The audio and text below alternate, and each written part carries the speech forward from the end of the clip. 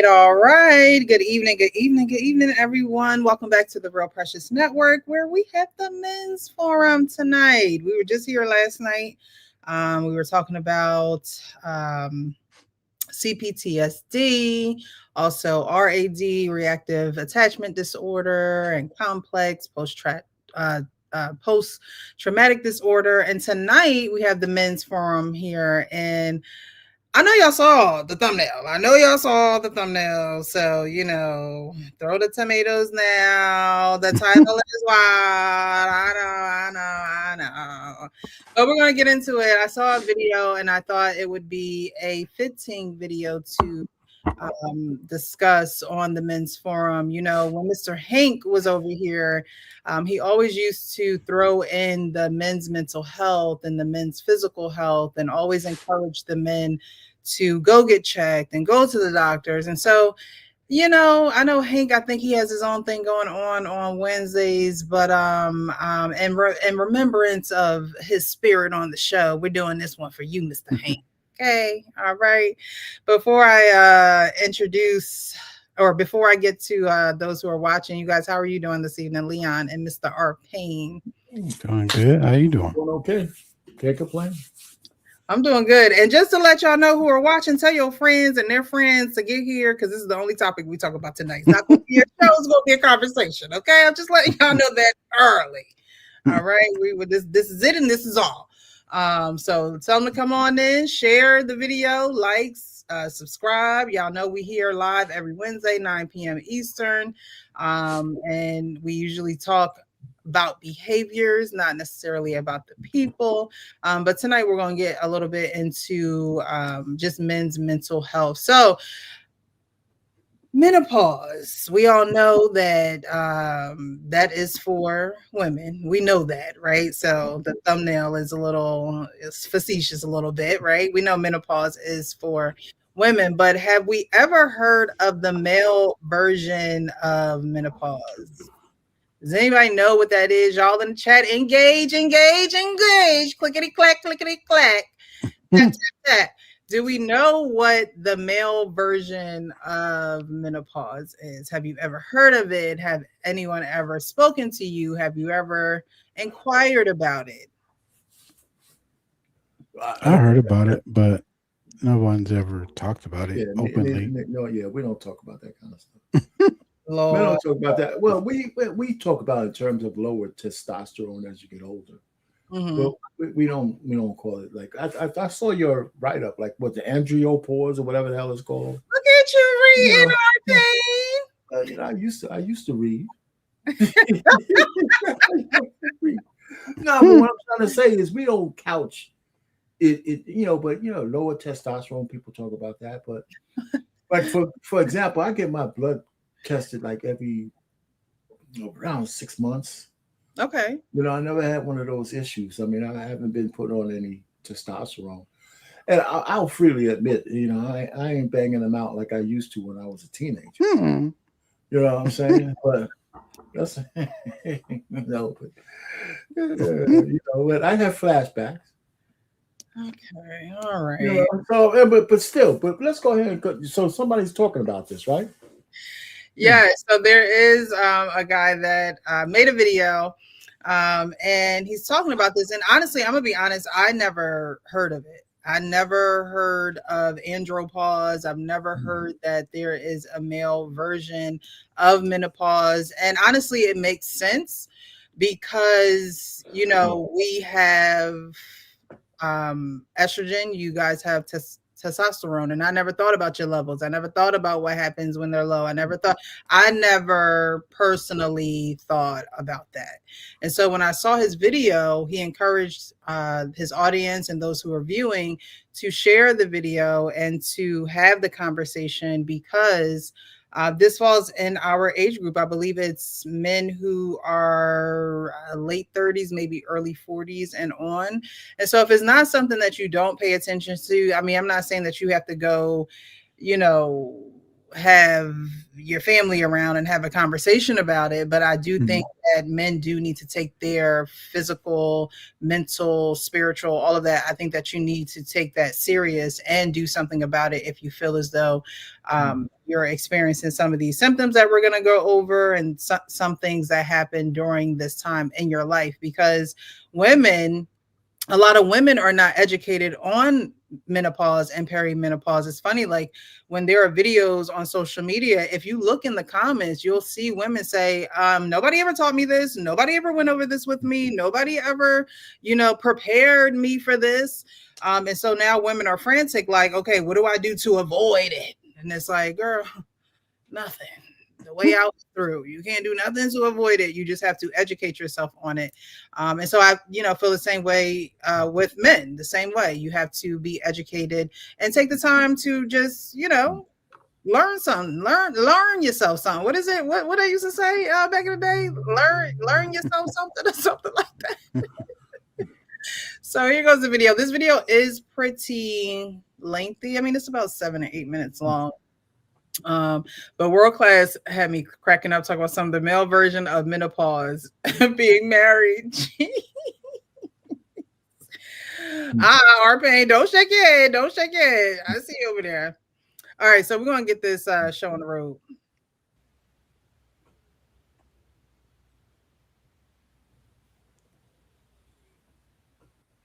Men, y'all need to understand what I'm about to say. This is Mental Health Month for men, okay? But what I'm finna say is some real shit. Nobody talks about andropause, and that silence is literally costing men their lives for real. It's causing a lot of men to lose their lives. Andropause is what happens when a man's testosterone starts declining, usually somewhere between their 30s up to 55. Now, like menopause, it doesn't announce itself. It just quietly takes things away. Women have perimenopause, thank God, to give them the signs that they're finna go through their stage of menopause. Men, we don't have that.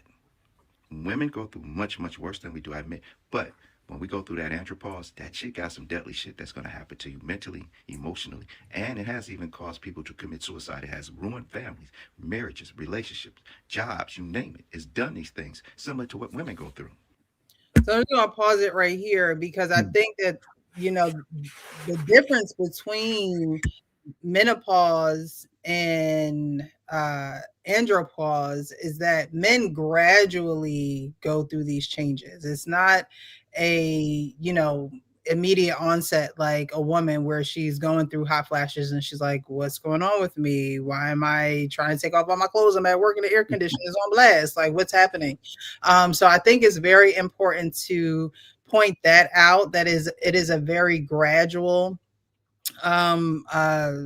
happening, for a man. And I think that it also needs to be pointed out that this is something that happens in a man's late 30s and 40s. And then, of course, going on. I do have a question before we continue with that video, though.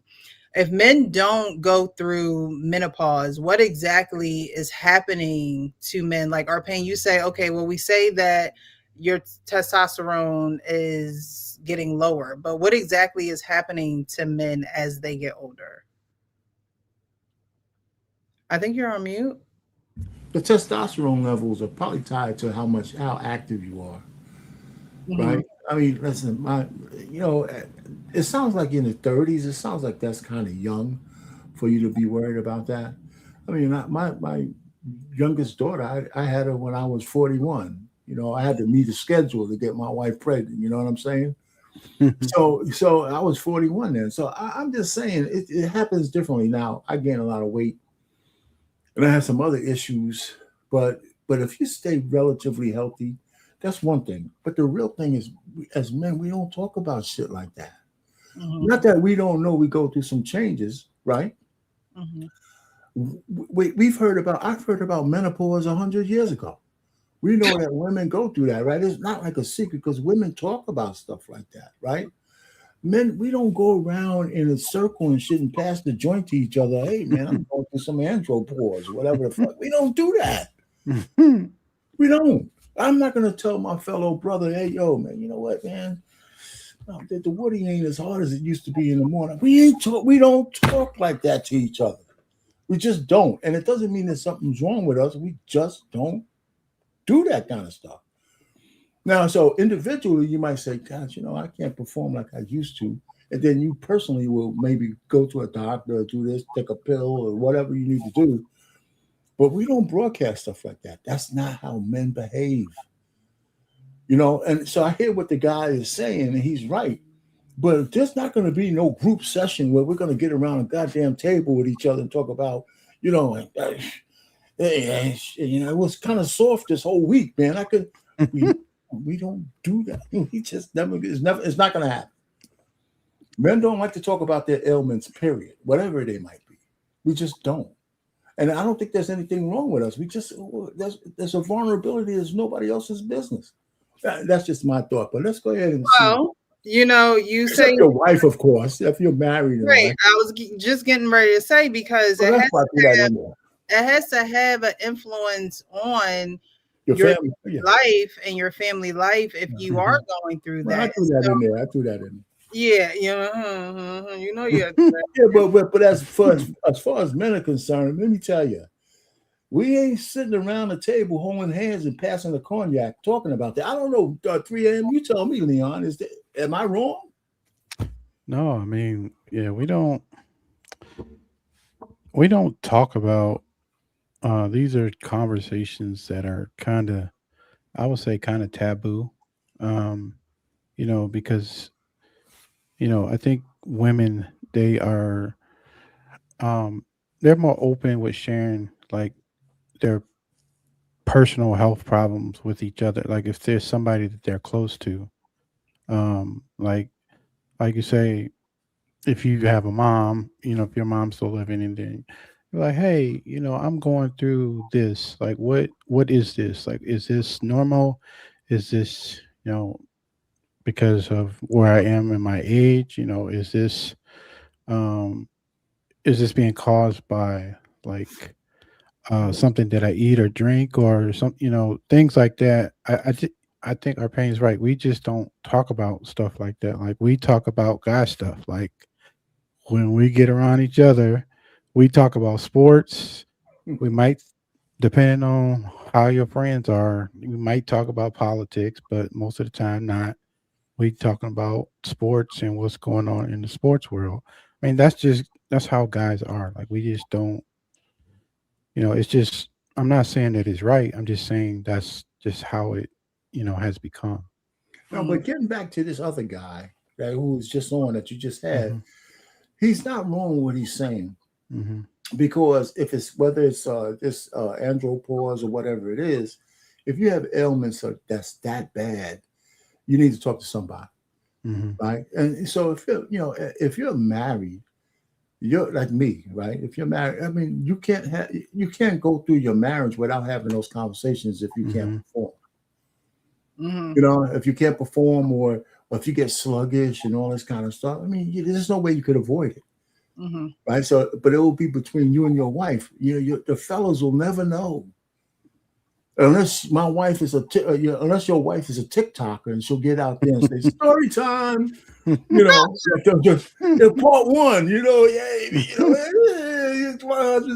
Oh my gosh. Netflix documentary. Yeah, I mean, Andropause coming up next. Yes, but I don't want to derail it because he's right about bottling stuff up. But even with that, I just think that it's natural for men to be a little bit more buttoned down and handling their own issues secretly, and doesn't make it or with your close circle of people, and it doesn't make you any less not interested. What's the word? It doesn't mean you're not going to take care of the situation just like a woman might. There's a lot of women who understand they're going to go through menopause, and they still don't take care of what they need to do because they still have obligations to their husband. Some get hornier, and some want to close it down.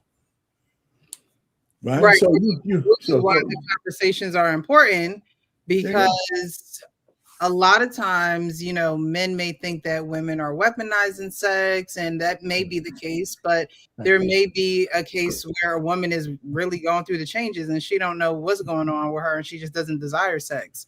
Halle Berry with her new cream. Did you see that commercial?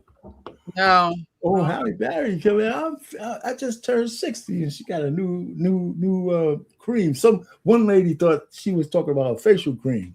She said, "Nah, here's my bed. It's for the going downtown. It's put it down there, and keep it like yeah. Lord, why can't some people just hang it the hell up? Like, I don't understand. I understand that you gotta have your coins coming in, but come on, like." Well, I thought that was a good advertisement. She got a new product, a little red tube, a little juice. I said, okay, Hallie, get down. Yeah, so she's probably had that conversation like, hey, I need a little bit of help, and like y'all are saying, women are more prone to have these conversations because we find community and being able to relate to another woman who is going through the same thing as us. And I think that men, while you don't have to sit around your friends and have these conversations, you have men in your family who may be experiencing the same thing. It seems as though men can remember their uncles and they have fun with their uncles and possibly their fathers or any other male figures in their life. But it seems like when they become adults, like, hanging with Uncle so-and-so is not a thing anymore. Talking to, your cousin or your brother, like that closeness of when y'all knew what you were doing every day, all day, the closest is not that bond anymore where you feel as though you can have those conversations even within the family dynamic. I think you should be able to have those, conversations in a family dynamic, right? Well, okay, go ahead, Leon. You could take it. I still say, I can't see a man opening up with, an uncle or a father and all that kind of stuff. I just don't know. Damn, what kind of relationship y'all having out there? We ain't talking about each other's testosterone. Why? Because that's not what men do. Why is it so hard for you to understand? Because it's health. It's not. No. I'm not saying like that. I'll talk to my doctor about it. You're comparing each other's sizes. Yeah, well, you're just saying. I could talk to my doctor about that. Me and my doctor will talk about it. Me and my doctor, if I'm married, me and my wife might talk about it. But me and my uncle or my father or my brother, it might come up in a conversation. You know what? I'm feeling kind of down. I'm a little weak. I don't feel that energy, that spark I used to have. You might get there, right? In some kind of conversation. But how deep you go is going to be an individual thing. Well, yeah. And I don't think it's a bad thing, as long as you're talking to somebody. Right. And I'm not saying sit there and talk about the certain percentage levels of everything. I'm just saying. I'm just trying to be real with you. I'm just trying to be real with you. Men and women, we are just so. I just think the natural, and I'm gonna shut up after that. I don't want to dominate the conversation. I just think that the way we live in this society, I think people think that we think the same. We just don't. And it doesn't mean that one's wrong and one's right. It just means that we don't approach life. We look at life differently. And so if I'm talking to my doctor about my ailments and my stuff, that's enough for me. Right? I don't need to tell nobody else that. I mean, shoot, when I get sick, man, my wife got to pretty much threaten to kill me for me to go to the doctor. And that's the problem. Well, it's not a problem because I actually go, right? Because she makes me do it. I threaten to kill you. You're so dramatic, early. You're so dramatic. But all I'm just trying to say is we don't. I mean, listen. You know what? I'm gonna leave that. Me and my wife had this conversation just recently, but she forbid me to say it on air. Ooh. Not about this thing, but something else. I thought it was pretty funny. But my wife is. Don't say it because I don't want Mrs. Payne to be. I'm not gonna slip up. I'm not gonna slip up because she forbids me. I ask her stuff because I got a picture of her when she was pregnant with our first daughter. Mm-hmm. I came in, I took a picture. She was in the kitchen. She was barefoot and real pregnant over a stove cooking and a dish rag in her hand. I said, "This is gold." Barefoot and pregnant in the kitchen. I said, "Well, can I show people that?" She said, "I absolutely forbid you to show anybody this picture. It's in my archives of pictures, man. You know what I'm saying? She might have me arrested if I put that out there." So it's just for me and her. And every time I look at it, I say, "Oh my God, I could probably make money on it. It's like I could probably sell it." It's classic. That's sacred moments in you guys' life that symbolize something much bigger. The look she gave me when I took that picture was just priceless, man. Like, how could you? I'm in here barefoot, pregnant, trying to cook. Barefoot, pregnant in the kitchen, exactly where you belong. Exactly where you belong. Oh man, that's exactly where she wanted to be. Okay, don't get right. That's why I can't show it. Anyway, I didn't want to distract with it, but my wife is crazy. All right, we're gonna keep on with this video. Okay. Yeah, maybe maybe you'll say something I agree with. So if you want to hear how this thing works and what it does to people, I'm going to tell you in this video. If you just want to take the time to learn it and share it with people you love, whether it's men and women. Now, the first thing that is going to hit you with is depression. Once it can get that going, everything else is going to work like clockwork against you, but not the kind that people recognize as depression. It's not the crying. It's the emptiness. It's a man sitting at the dinner table with his whole family and feeling completely alone. And because he doesn't know the words for it, he goes literally silent at the table, and everyone around him starts to feel that. And they think it's weird, or they're thinking something wrong with their father or that man at the table. It is something wrong with them. They're going through something.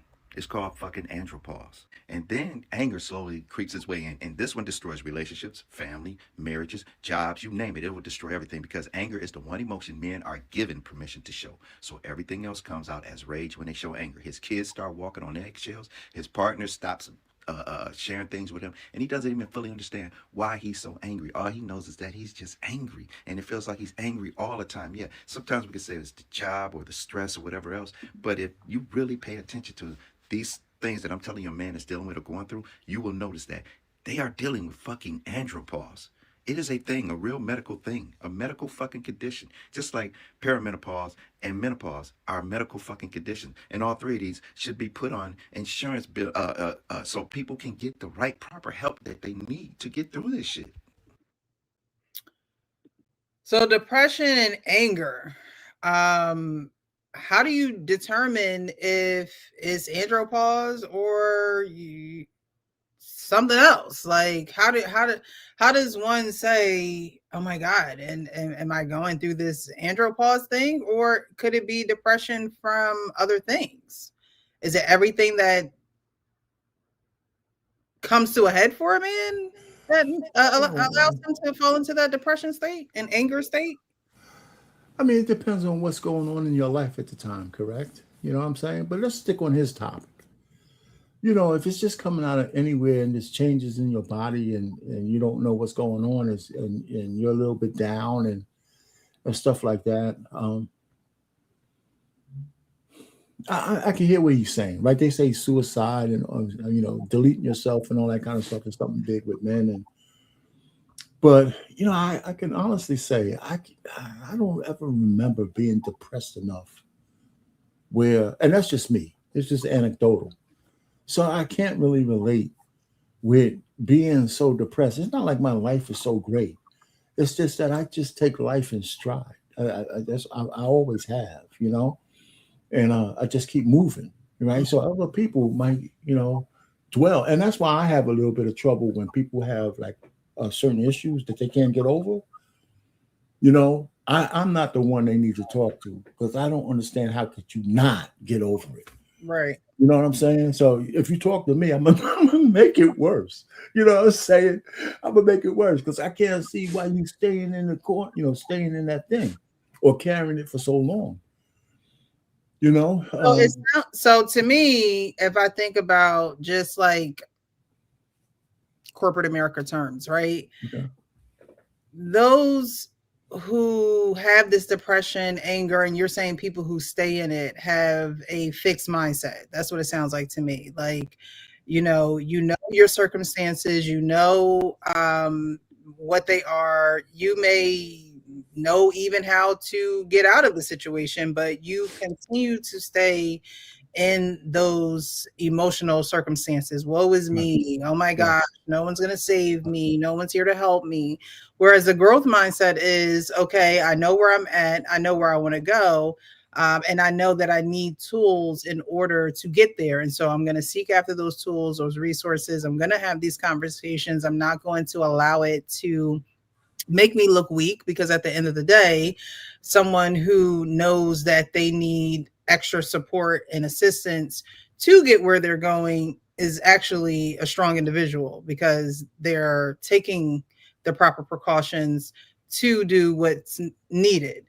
So that's what that sounds like to me. Someone, because like he said, it starts with depression, and a lot of things in our bodies, ailments, sicknesses, start in our mind. Like where our mind goes, the body follows, right? So if you can't change your mind about a lot of things, the sicknesses are not going to go anywhere. Yeah. So Arpane, when you say like men don't talk about these things, there are men who really don't go to the doctor. There are men who really have to get dragged to the doctor, and they're not going to change their mind about that, right? They're not going to, unless something drastic happens and they know they have to get their behind. Yeah. Right. Yeah. So a lot of things start in the mind. If you're not going to change your mind, you're not going to change your life. Like that's I don't disagree. I mean, just real quick before everybody else goes, it's like when the Manosphere started, right? What? When the Manosphere started, right? When the Manosphere started, it was finally there was a forum for men to speak to each other. Right. It got ravaged, but there was always a certain amount of men who took it to the nth degree and who couldn't leave the red pill rage. Right. They couldn't get out of being raging about the fact that, you know, they have this issue with women, and no matter what you say to them, no matter how you whatever, they couldn't get past it. There's a lot of men. There was enough men like that to make a difference. You know what I'm saying? When I see and hear stuff like that, it's like you got an issue with you. Like you have an issue with you. You know, no matter how much you argue, it was enough men like that to make a difference. Even though some people could get past it, went through the phases of, I finally get a chance to say what I feel, blah blah blah, and then that's enough with other men to relieve that pressure, and you move on because the examples get bigger and you start finding success. Some guys couldn't leave it. Some guys just couldn't get out of it. So, how are you? What's up, Coach Ferg? How y'all doing, man? Y'all looking good, man. Good, how are you? Hey, yeah, we want you to talk about male menopause. We want to hear you. That's why I started laughing. I just looked up at the title. I thought I read it wrong. I'm like, oh, shit. The male version of menopause, because it's a real thing. Y'all kill me, man. Y'all these babies kill me, man. Real thing. So I know y'all got to talk about it, so I gotta bring it to the platform, and y'all, you know, well, to the Did you know that there was anything called andropause? I didn't. Listen, I didn't know. My granddaddy didn't know. My great granddaddy didn't know. My dad didn't know. I don't know. My son don't know. Nope, you're accountable now. You know. Hold on. I'm gonna have to go do some research on what it is. But the fact that they done gave us a pause. They done gave the man a pause. There goes your pause. The future's doomed. Whenever y'all say pause, now, think of andropause. They done labeled us a pause. They done identified a pause in a man. You got what do you pronounce that word? Andropause. You got an andro. You're an Andrew and an andro. Come on, man. I don't believe in that stuff, man. It's a real thing. It's a real thing. But okay. Let's just say it's true, right? I would look at it as a man's evolution of a man. Okay. He's growing up he's maturing himself. He's no longer thinking like a kid. He's not, you know what I'm saying? He understands his childish ways and he puts them away. Not saying that he doesn't have access to them as a space of release, but he's no longer focusing in that capacity. And that's with work, exercise, women, his money, his everything, his children, everything. In that capacity, yes. But to be emotional and always mad, Precious said she wasn't cooking, so I'm gonna go cuss everybody out. That shit right there, to me, it makes no sense. It makes no sense. Because I would ask anybody listening, your daddy's still around. Go run this shit by him. Go run it by his uncle, your uncle, and say, do you believe in men having menopause? He probably be like, yeah, I had menopause when I had your ass. I'm just saying, these new soft era, get all in your, damn, it's people. We're dealing with people. Right. Everybody ain't gonna like you in your time of you loving yourself. That happens. But listen, I get it. It ain't as easy for some as, however, for you to evolve, you already crying over it. So once you stop crying, what you gonna do? You try to find other little nuggets that you can add that give you that fulfillment, and you sort of live in that moment, because that season may run out too. You may run into another rough patch, because we all do it. 70 years of great life. No, we've gone through those evolutions. Even in times of peace, we evolve. Sometimes we get sick so good we start doing dumb shit. And then all of a sudden somebody break our heart now. Oh, well, I'm grown now. Come on, man, it's life. So when I hear stuff, that's why I was laughing, because I'm like, male menopause? Hey, y'all done had male menopause since I was 13. You fuck with me, I'm gonna fuck with you. Excuse me. You mess with me, I'm mess with you back. You cuss me out, I'm gonna cuss you out. I'm just saying. So with this andropause, right? I'm sorry. Lower energy. Because what you were saying, I think that, I mean, I don't have testosterone levels of a man. We all have estrogen and testosterone, but I don't have the levels of a man. When did men start getting estrogen? Is that a new thing too? Because I couldn't identify when I was young, when I was strong in my strong. What was I supposed to do? Start crying? I'm looking at the stories and shit. I don't know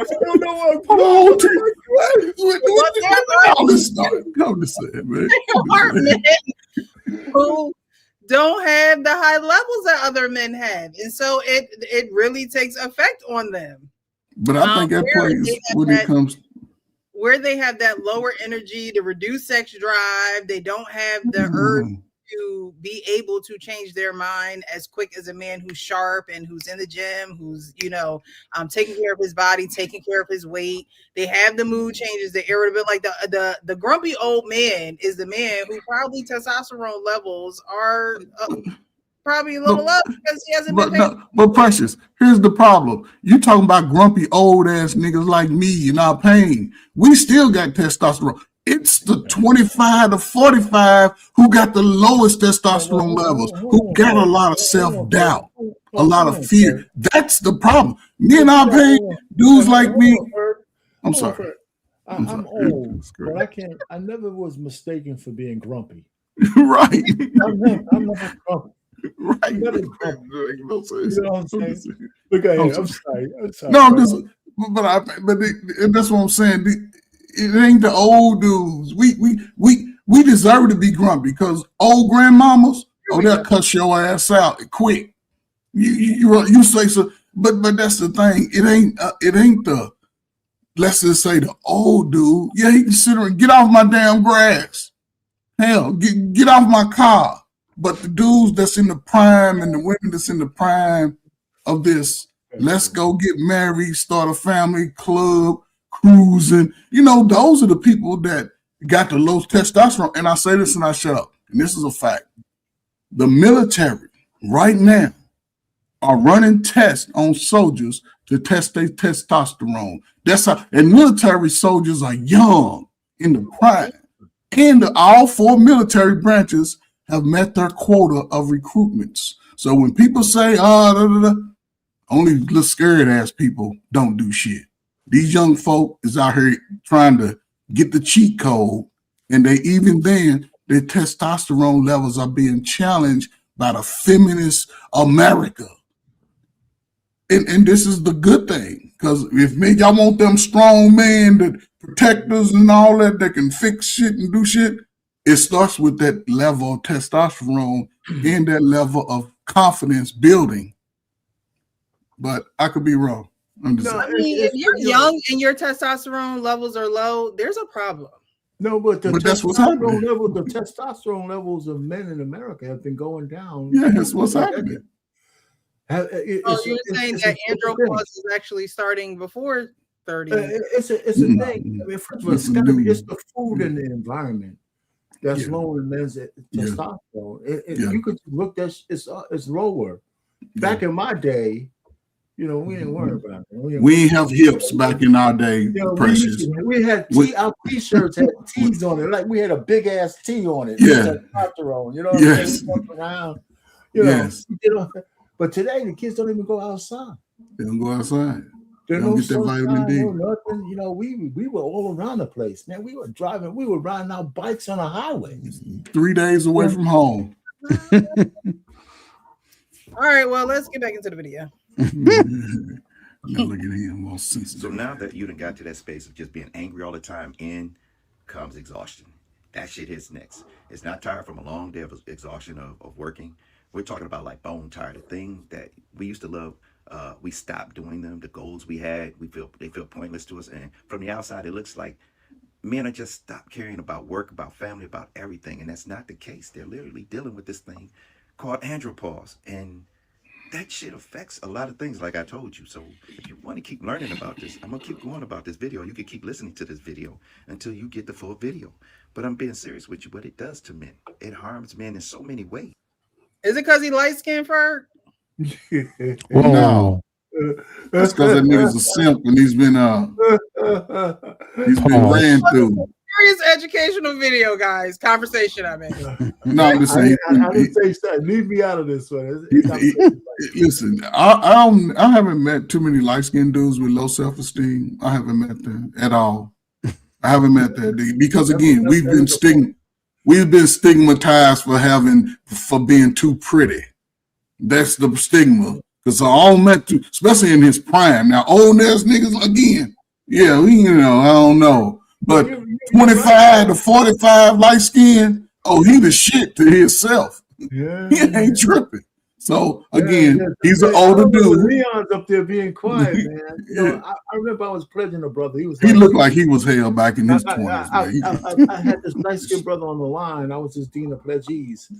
And for some reason he was talking to me how sad he was. And I said, man, shut your light skin ass up.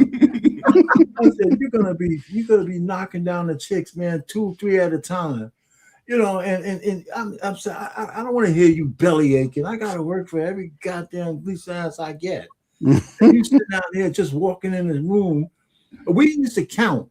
We used to have when you came in the room, we used to say, "Can I stand by you just in case, you know, so I can do it." When they came up to you, the ones who you were interested in, can I get a shot? You know, man, I told him, you'd be surprised how many light-skinned people are self-conscious. Yeah, nowadays, they all self-conscious because that's the way America's telling them. Think about your feelings about everything. What the hell? No. Everything is about your feelings now. How do you really feel? See what I'm saying? That doesn't help. I don't know, man. Maybe, listen, if I'm getting out of touch, thank God I'm on the other side of that shit. I'm with you. I'm with you, Bird. I'm with you. I think I'm on the other side because if my son has to go through this whole life of feeling, and I'm glad we have these. He's starting to see what I used to always talk about and show him about. He's starting to speak it to me. He's like, yeah, I'm like, cool, man, cool. But if he's got to go out and deal with, oh, man, you know, man, I work is hard, then I get home, it's hard. What's hard? What are you not saying? Hey, baby, let's get these dumbass kids in order. I mean, what are we doing? I'm going in the house and I'm with a woman who just refuses to talk to me. Man, bend your ass over and talk to me then. You ain't got to say a whole lot, but you not go just be in my space and just be grumpy about some shit. I don't want to hear about your precious. I don't want to hear about your fucking friends who ain't shit for 3 days. You know what I'm saying? I can't, but that's me though. But again, a man that's if you're gonna be in a relationship, it's not just you. However, you know what I'm saying? Some things I don't know, man. Again, if I'm out of the woman, I mean, do you kind of understand where Fergus coming from, Precious? No, I mean, not at all. Men, we are just a different breed, and it's unfortunate there's not enough men like Ferg out there. I'm my opinion. I ain't gonna lie. There's not enough. I mean, come on. You know, I mean, just stop it. Just stop it. You know why? You know why black women hate Donald Trump? Do you know why they hate him? It's not because he has low character, right? They always say that, right? But black women can't talk about anybody with low character. They're giving babies to the worst freaking guys in history. The worst. You know why they don't like? You know why they don't like Trump? Because he'll tell you, sit your ass down and shut. Sit your black ass, low IQ ass down and shut up. Real. Black women can't stand a man grabbing his balls and telling you to shut the fuck up. And he talks shit to white women. He talks shit to white women all day. Black women, white women. He tells women, "Shut your ass up and let me go and do what I gotta do." And they women can't stand that. Nobody can stand that more than black men. You know, and that's why they hate Donald Trump. It's not because he has low character. Not when we have a whole generation of low character dudes with babies and 10 babies and 20 babies out there. So it can't be character. Precious, can I say this real quick? It's just something special about men. Yeah. And we don't talk about that shit enough. Yeah, it's something special. And that's what and that's the key. Chris, I'm gonna say this right. In all the years I've been dating, I've never been in a relationship where I've had to really argue with women and go back and forth about our days. I'm gonna ask you some days I ain't. But I'm gonna always make sure that I'm just having conversations about just other things beyond myself. Right. And I'm a world type of guy. I ain't a neighborhood type of conversation ass nigga. You see them niggas? Like, yeah, did you see them fighting? Did you bring your ass home? You wasn't out there in that shit. I wasn't into that type of neighborhood, little silly. I did that shit as a kid. And as a grown man, I've understood I gotta take care of myself. I gotta do things, greater than me. I like to give. That's why I like working with young people, young high school, maybe college. Not you old niggas. You old niggas got too many problems, and y'all bring your problems to the world, not looking for solutions, but looking for empathy.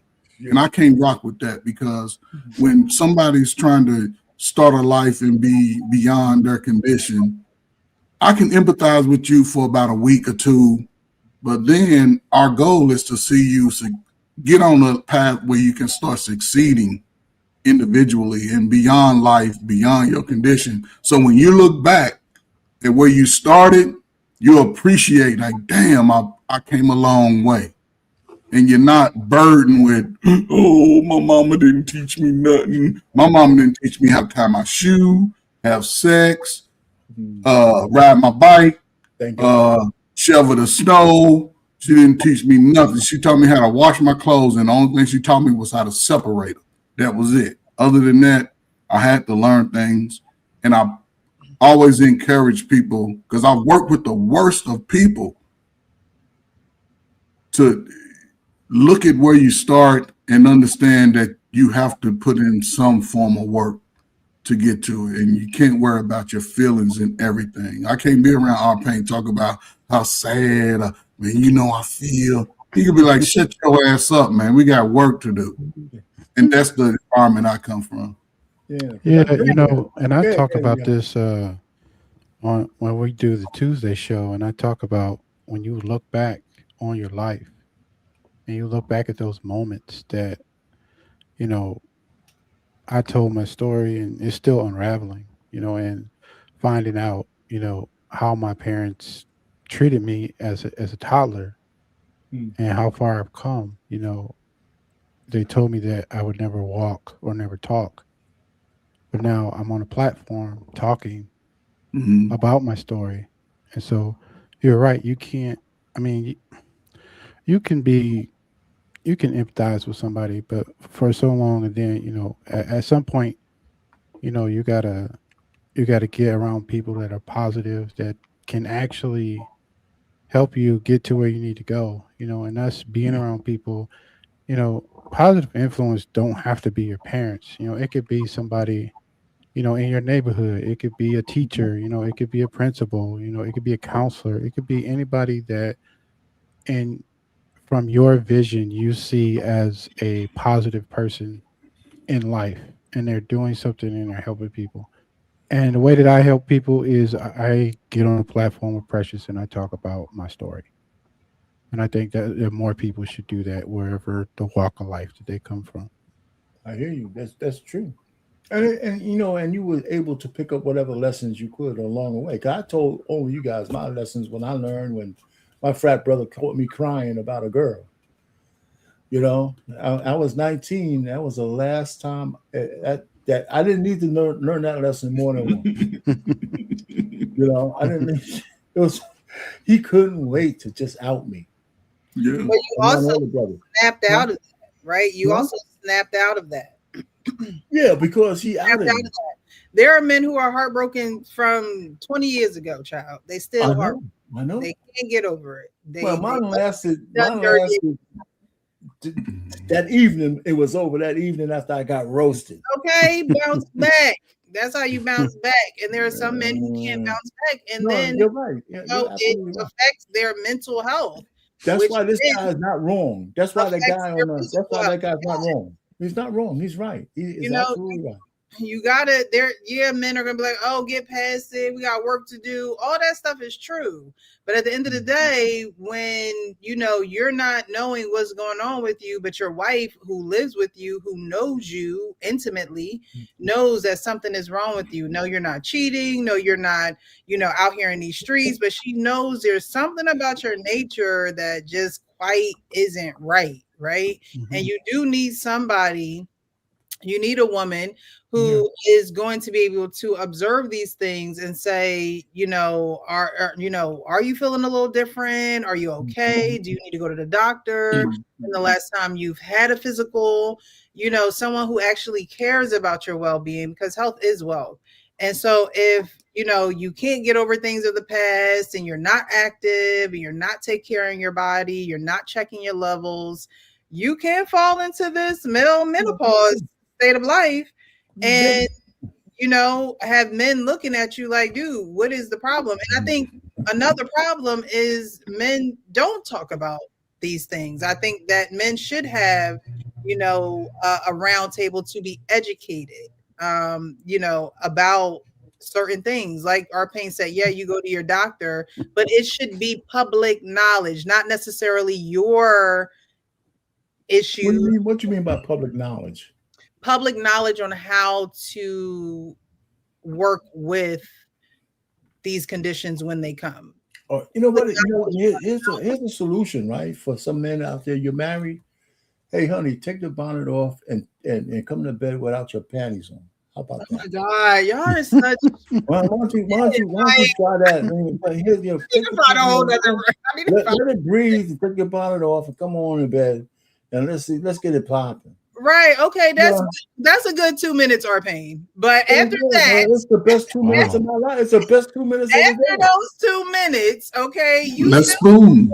Out the breath. Let's spoon. Okay? Let's spoon. After those 2 minutes, we can spoon and talk about our day. I'll hold you. You know, I'll hold you. Whisper all kinds of shit into your ear that you love. You know, oh come on.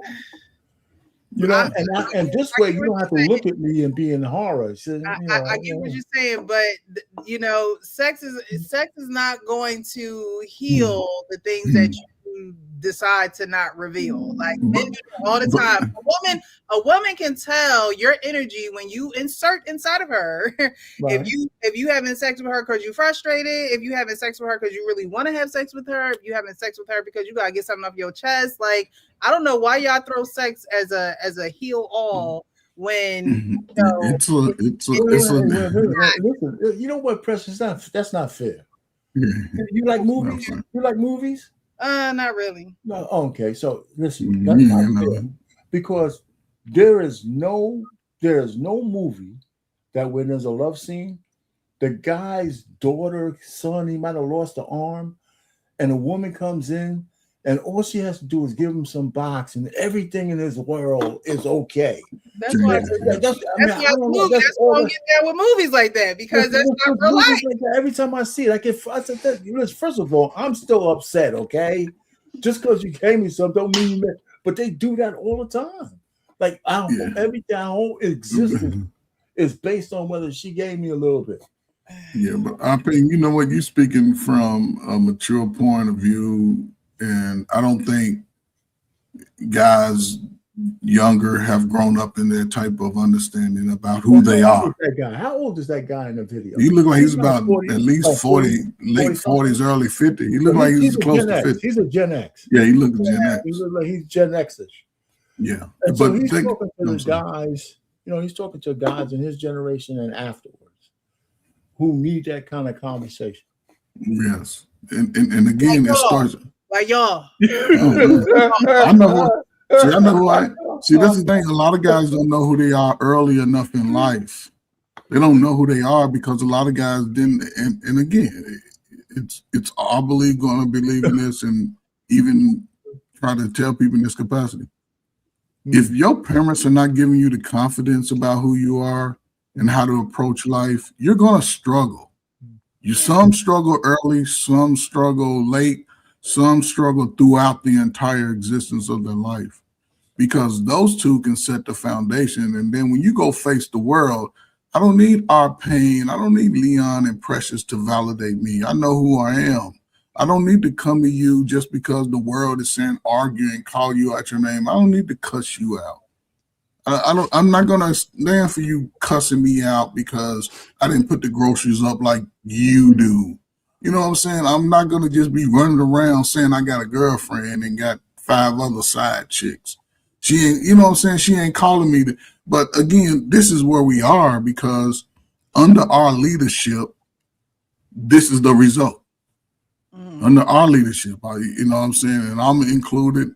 I'm the first baby daddy. They didn't have a name for it because people were still having access to the children in some capacity, and you still had the village. When Gen X got outside, everybody my age was having sex. Y'all mamas, aunties, cousins, all the women, they were busting it wide open. We see the result. We got a big baby daddy generation of women and kids. First generation. Now we in our second, third generation because they started having children earlier. I had 2 6th graders that had a baby together. You know what I'm saying? So I'm trying to talk to him about life and making better decisions going forward. I can't complain about, oh, you had a child. No. Here, man, you have a child, love your child. Give your child time and attention. Teach your child about kid stuff, swimming, the monkey bars, how to ride a bike. Be there because that's going to reward your child later. And unfortunately, a lot of people are not privy to having those type of engagement conversations because over the last 40 years, most young people ain't raised with both parents talking the same message. You know what I'm saying? And everybody's trying to play double roles. Men are trying to play women's roles. Women are trying to play men's roles. And the kids are like, who in the hell am I supposed to listen to? And this is where we are, unfortunately. But I'm still baffled, Precious. I don't know, Leon, you're a single guy. How y'all can't find, not y'all two specifically, how y'all, you good, smart, educated, single, 100,000-aires, successful people can't find each other and build, listen, we ain't got to get to 50%. I take 47% of us just finding our person. Because we know how to vet. Now we got all these vetting words. Wasn't nobody vetting. He showed up and said he did what he said he was going to do. That part. But she did what she said she was going to do. She wasn't telling no nigga, I ain't cooking for you, but I got 4 kids over here. True. I ain't doing, they didn't say that. And the man was proud to like, man, the old sister with 2 kids, she's all right. I don't understand why y'all don't understand. Okay. How you've been on the internet for so long and how men speak about men don't want to be with women. Well, you know how men speak about women. What makes women think that a man wants to be with her? Not all of us. What's this selective hearing that you have over there? It's not the selective hearing. It's the choices that y'all make on how y'all speak about women. It's crazy how y'all speak about women in this thing. Okay, can I try to straighten it out a little bit? I can't believe you said that.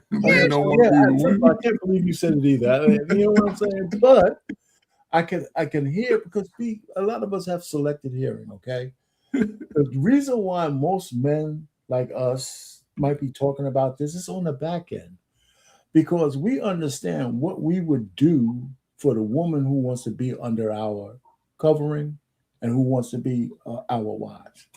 I don't think women have any idea what it means to a man to have a woman on your side. Yeah, and the things that we'd be willing to give for just that kind of honor.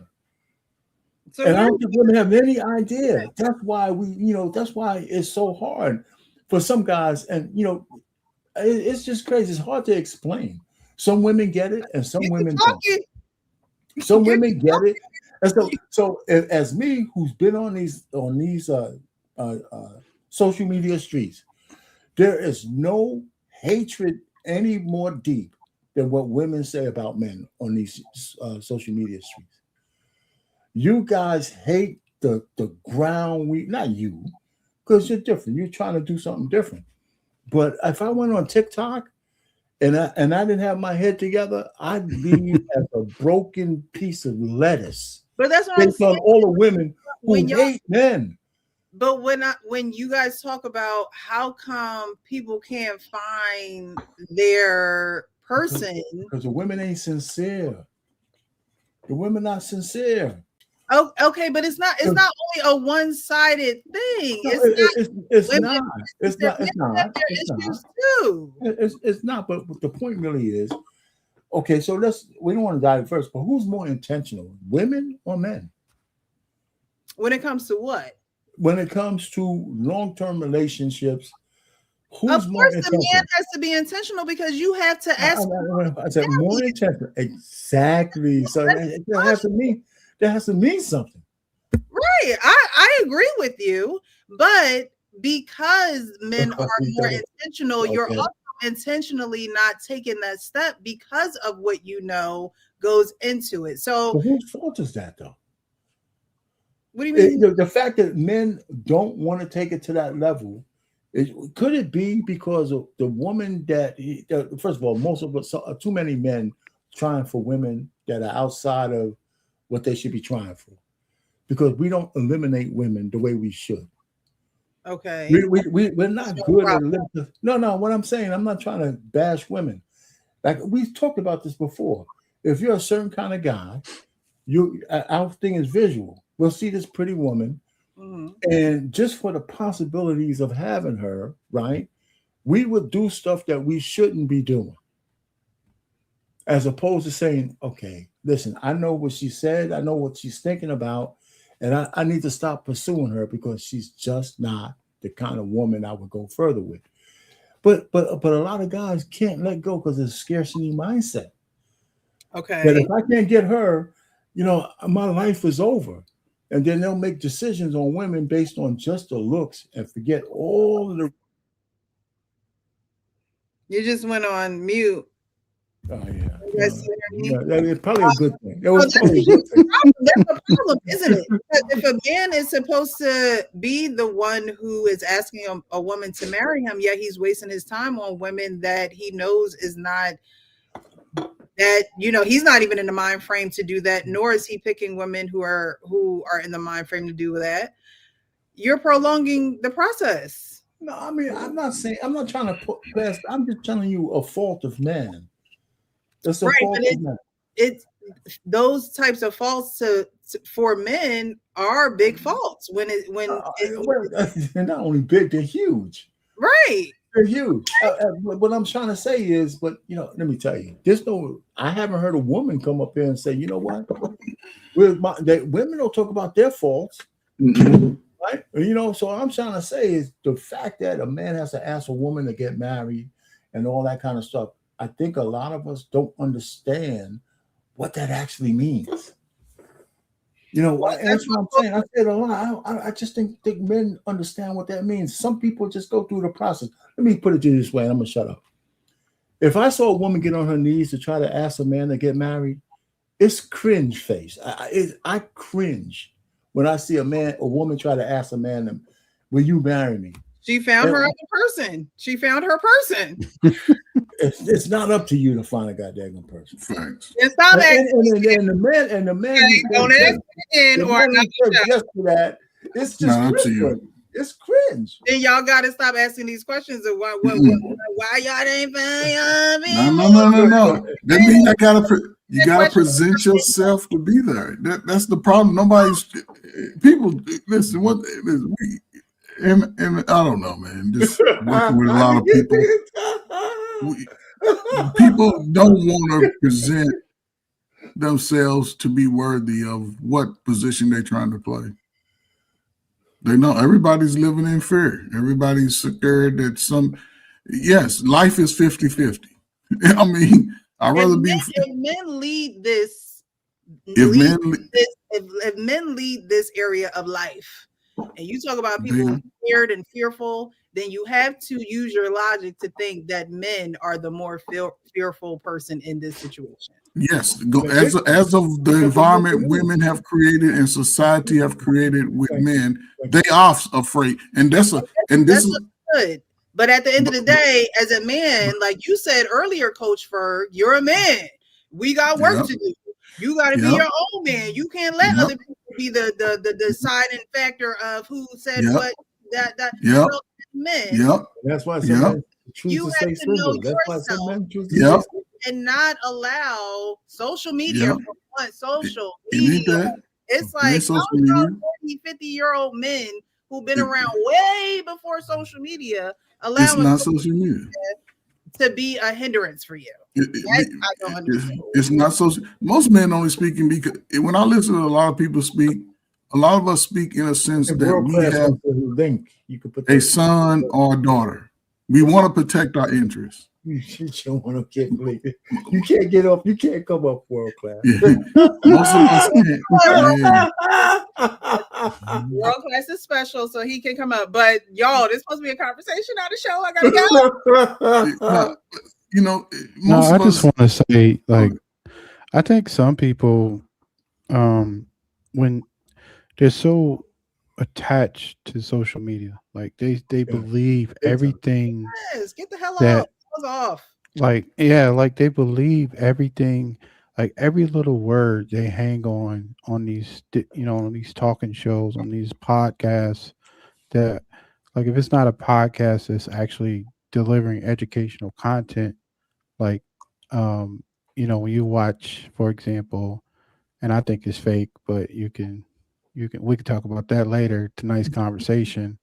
I think it's all fake. I think the cards are written up before they even get there. Oh, you mean tonight's And conversation? I yeah, agree with you. Yes, it's because there's no way on Maybe earth some like that. Remember that one lady that came up dumbass and she solutions. she Dumbass had shit. on like a jean jacket and she had on no good tits bra. out. You Yeah, tell Yeah, her titties out. yeah.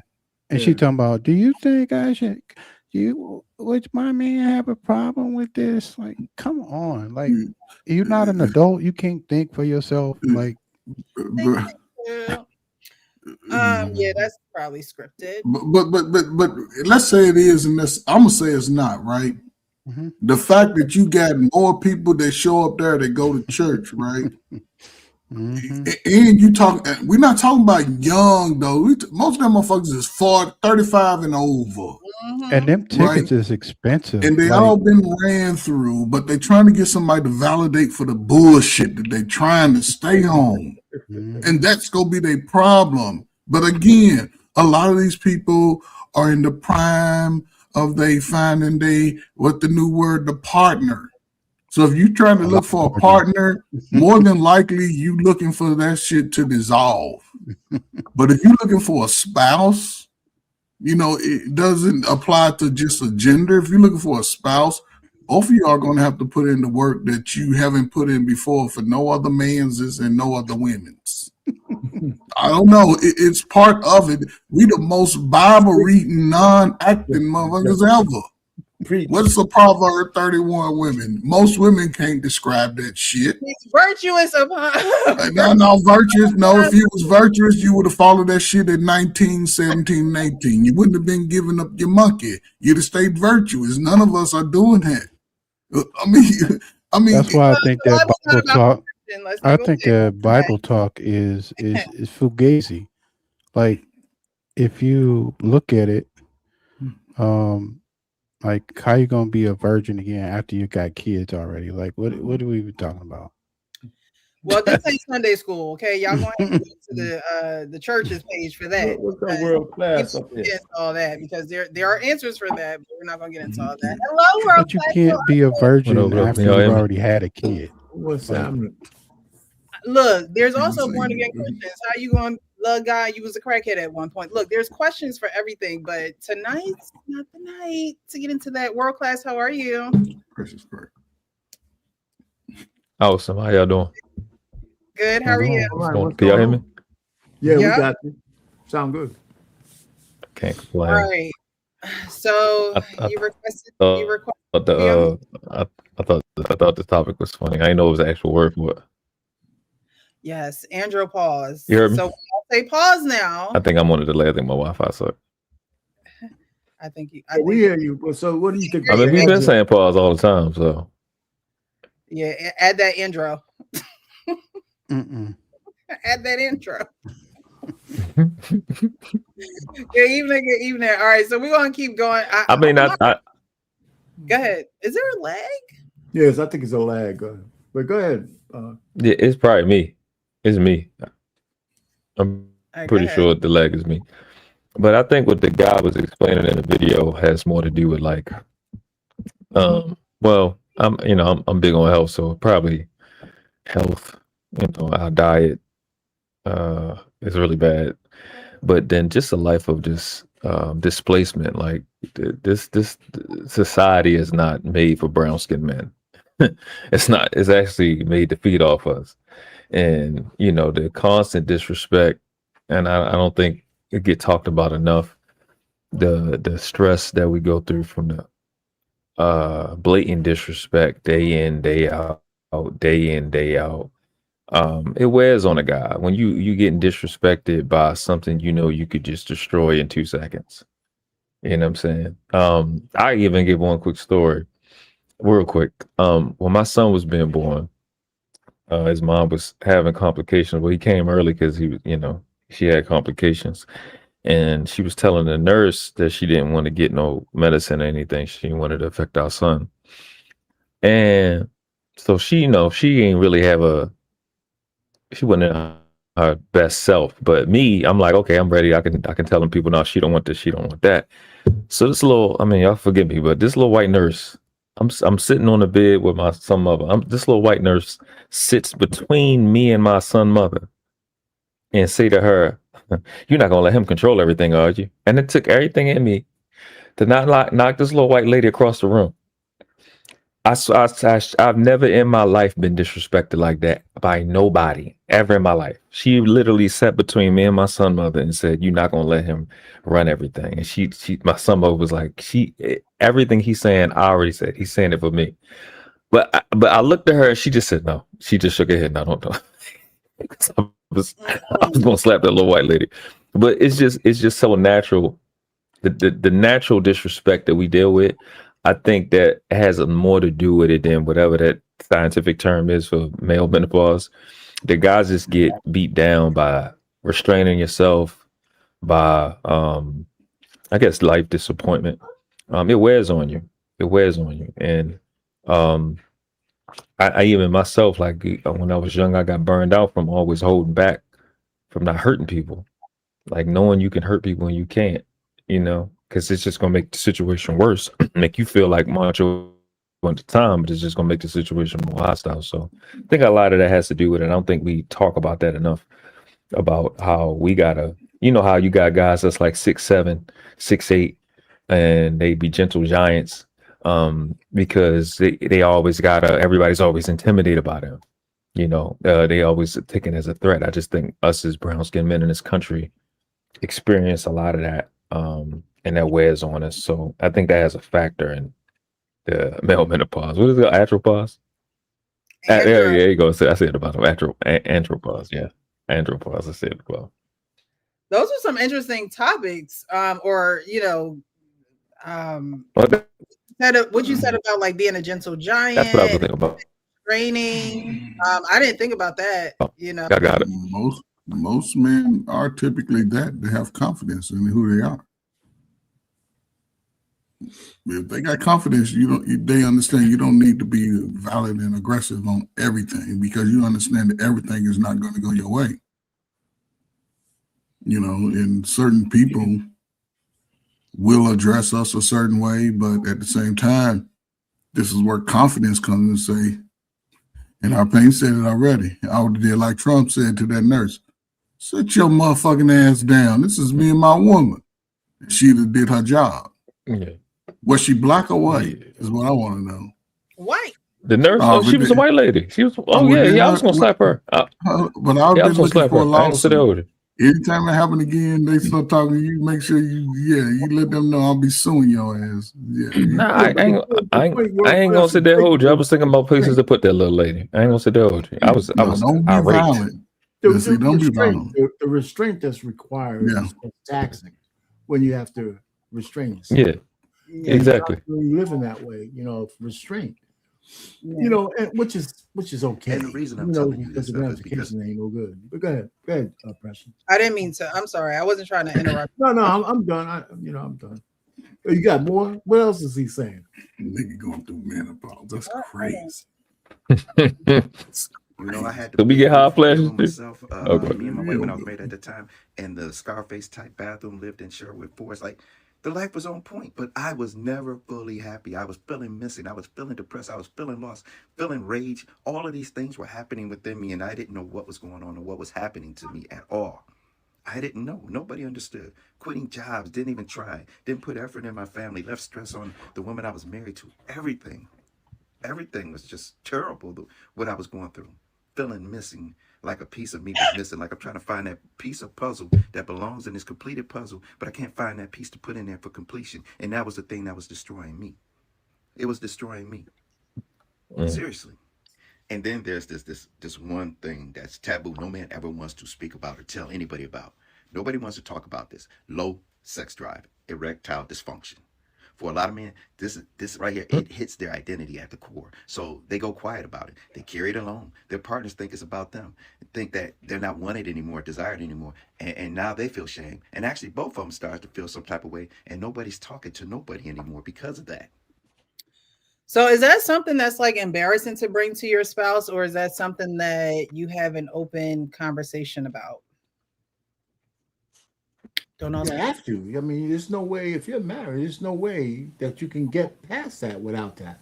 Right. You know, but see, again, when listening to him about taboo, the thing about him is like he wants to broadcast. He's like wants to do story time on goddamn TikTok. If your Johnson can't get up, I'm not telling nobody. Okay, hey, Ferg, man, you know what, man, my shit don't work no more, man. I'm gonna talk to no man about that. Or my best girlfriend or some shit. That's just for your wife and your doctor. That's it. That's it. You know, you ain't gonna sit down here and share that with nobody. Hey, man, you know, it's I walk in the room. Shit ain't working no more. And then if you got your wife look good and say, listen, man, you want me to come in and take a little fucking round for you? You know what I'm saying? Eventually, she'll notice it. Men don't share shit like that with nobody but their spouse or some kind of stuff. You know, it's crazy. I mean, I hear where he's coming from because I think he kind of intimated he's not with his wife anymore.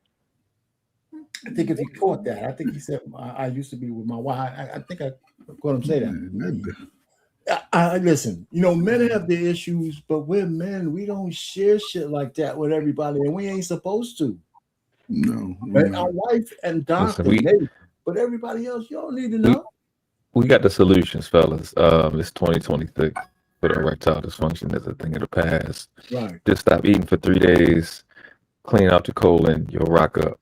You know what I'm saying? No matter what your age is, you'll rock up, man. Your blood flow. We get your colon clean, get that blood flowing. Don't just go fast for 3 days. Get you some mushrooms, and you be all right, man. You know, leave them eggs alone. That's a hotel. That don't work. You be all right. Fast 72 hours, man. You be right back there. Yeah, like you was 20. With no panties on. Come on, with no bonnets and no panties. You know.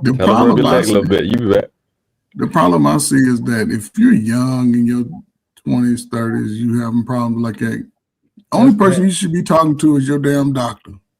See, that's the key. You said something there. A lot more young men are having that issue. It's crazy. Yeah, because they're not building it up, doing anything else. You got to build that up. That's what it wasn't nothing better than running through the neighborhood, playing basketball 8 days a week, swimming, riding your bike. And then, you know, on Friday, we used to get clean and fresh and just put on our little soft walker shoes. And my girlfriend talking about, make sure you be over about 12. I'm over 11:15. She I don't even know. I used to all, and it's crazy because I didn't grow up with a cell phone, but I would always know the right time to be like, all right, Arpane, Leon, work class. I holler at y'all, rusty ass ankle nigga. I'm going. We cool, but we ain't that cool. And we just sort of moved on that. And I don't. And again, I'm glad I'm aging out, right? And I listen to a lot of people older than me. That doctor told me early in my marriage, because I believe I was ready to hit there. Like, I mean, you know, I've been active for a long time, you know, and I'm take pride in like how I can be active. And the doctor told me, older doctor too, he said, man, listen. He straight out asked me, are you having sex? I said, yeah, doc, we good. He said, make sure that's part of your diet. That's just as important to your health and confidence to know that your woman, your wife particularly, is going to be open to you in that capacity. I got to thinking, and like 3 days later, I had that conversation. I said, look, I'm energetic about you. I go for the work. I said, there are 2 things that, it's not a lot that I want, but don't deny me the one thing that can help me escape the real world. Don't deny me the one thing that can allow me to be in tune with you. And he said, and this brought But the thing that bothers me is that in your 40s, why are young men even having issues with that in this capacity? I always focus on the why. Why? This shit just don't happen. It's a why to that. Mm-hmm. And one, they don't get the confidence building that they need early. Mm-hmm. Two, the world when most black men become adults, they realize how much the world hates. It used to be. Now their mamas is telling them, everybody telling them that the world hates you, da da da da. So they hearing it, so they growing up with the inferior mindset. Mm-hmm. So it's just it's going to be amazing how the man of us who want to be man will have a space in the forward future of American society. Because niggas ain't leaving America. But are everybody going to be on this sensational individualism and be like, I can do it by myself, then be crying for everybody's help when you thought you could do it by yourself? If it is, then black people will fail. Our future is doomed. If we go to that capacity, because remember, we went from one of the best family units in the world to now everybody individuals, it's going to be I feel for y'all kids right now, 16 and under, because y'all parents ain't going to leave y'all shit, but a whole lot of emotional problems. I definitely think so. I mean, people can't even survive a T-Mobile outage, so like, I just don't see, people coming together community style like we once did in mass numbers. You'll have some, but you just won't have them in mass numbers. And the message won't be as loud. Yeah, it's funny. It's funny. My daughter, this weekend, she bought the first time she brought somebody home. Ooh! Yeah, so we went in the back. Where'd you put the body? So what? Where'd you put the body? He's cool, man. I said, listen, that's what's up. Get a little bit of, gentleman Jack in the back talking and stuff. Nice. Yeah, so, I don't want to. We'll see. We'll see. Yeah, I needed that advice when I started becoming, when I was a goddad. I was 21. My goddaughter was 6, and she had a little friend that came to the house. And when she went in the house, I was all there with him by myself, and I said, "Listen, if you hurt my baby, I'm gonna kill you." And then I swear I'm not even joking, he stopped coming around. And I told my goddaughter when she was like, I'm not as precious, I'm sorry. That really happened. And then she was like, I told her that when she was 21. She was like, that's why he stopped coming around. You scared away a 6-year-old. That's funny, man. Yeah. And I meant it too. I really looked him in his eyes. I thought, look, I'll kill you. That's my child now. Yeah, Anthony says, thank you for talking about Andropause on your show. It really did a number on me. It took me years to realize what I have been going through. See, there are people who experience it. Nobody on the panel is ever going through these things, right? Absolutely not. Ever. No. Of course not. The host has to be able to bring some diversity and topics to the panel because it is an issue that men around the world. Y'all don't know who watch these shows. You know how many people watch shows who just sit in the shadows, who don't say anything, who just want to see what you're doing, who want to just see what you look like, who just want to. And there are people who turn you on and they go and they drive and they work and they cook and they do what they need to do, but they listen to the conversation because they know that something is wrong or something was wrong and it was something that they experienced or had some type of experience with. And so I appreciate that, Anthony. Thank you, because it don't have to be a whole, swarm of people. If one person is able to take something from these shows, I sleep good. I mean, I sleep good anyway, but we didn't down the guy who's talking about it. It's just how you deal with it. It's going to be different for all men. So, I mean, it's a good topic to talk about. Nobody said it's not. So, if somebody got something out of it, that's great. But how parallel is andropause to menopause? Because they women be having hot flashes and they cycle be off and right. So they for start thotting. It'd be different. what in the menopause? So They what start being cougars and like I don't know. That's bro, you I gonna think have it'll a be hot different. flash. You start having hot flashes, and then you sleep with your foot outside the cover and your fan on, and all that. You know you're going through it, maybe.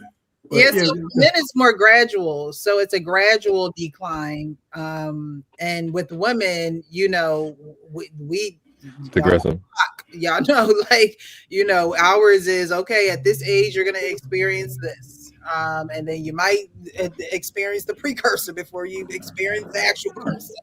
You know, so again, a lot of women say that when they hear about menopause, and a lot of younger women will say, you know, no one ever, you know, I don't even remember hearing, maybe they did talk about menopause in health class and, you know, grade school and high school and things like that, but they don't necessarily prepare you. You're so far away from the age that you're not thinking what you should be thinking when you're going through things like that, or you're about to come up on stage. Yeah, but pressures, aren't women more socialized to understand at a certain age? We are, however, Okay. however, when you hear people's specific stories and what they I can do It's all different.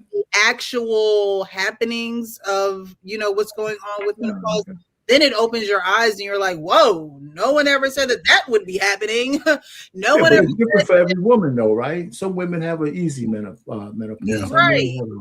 Right. But I mean, if something gonna happen, give me the worst case scenario. Like, you know, you're still young enough. You're still young enough. Some women say they get horny as hell during that process. Some women say they're dried up like a desert storm and shit.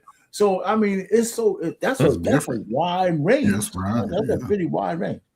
It is, but I mean, for men, you know, for men, it's pretty simple. If your Johnson ain't working no more, that's all you need to know. We don't go through all this stuff. This shit don't come. If it don't work no more, it's like a 1 and a 0. Does the shit get up or not? Yeah. And that's it. And then, so you need to. Then it might be the shades of gray. How much more stimulus do you need? You know, and then this and that. You know, so I mean, that would be the same thing with a woman. 1 to 0. Y'all, well, I mean, is it no wet, little wet? Like, what do you mean? It's the same thing with a woman. So if she need a spit start, that's probably. No, it varies, but it varies. Like what? But that's the thing.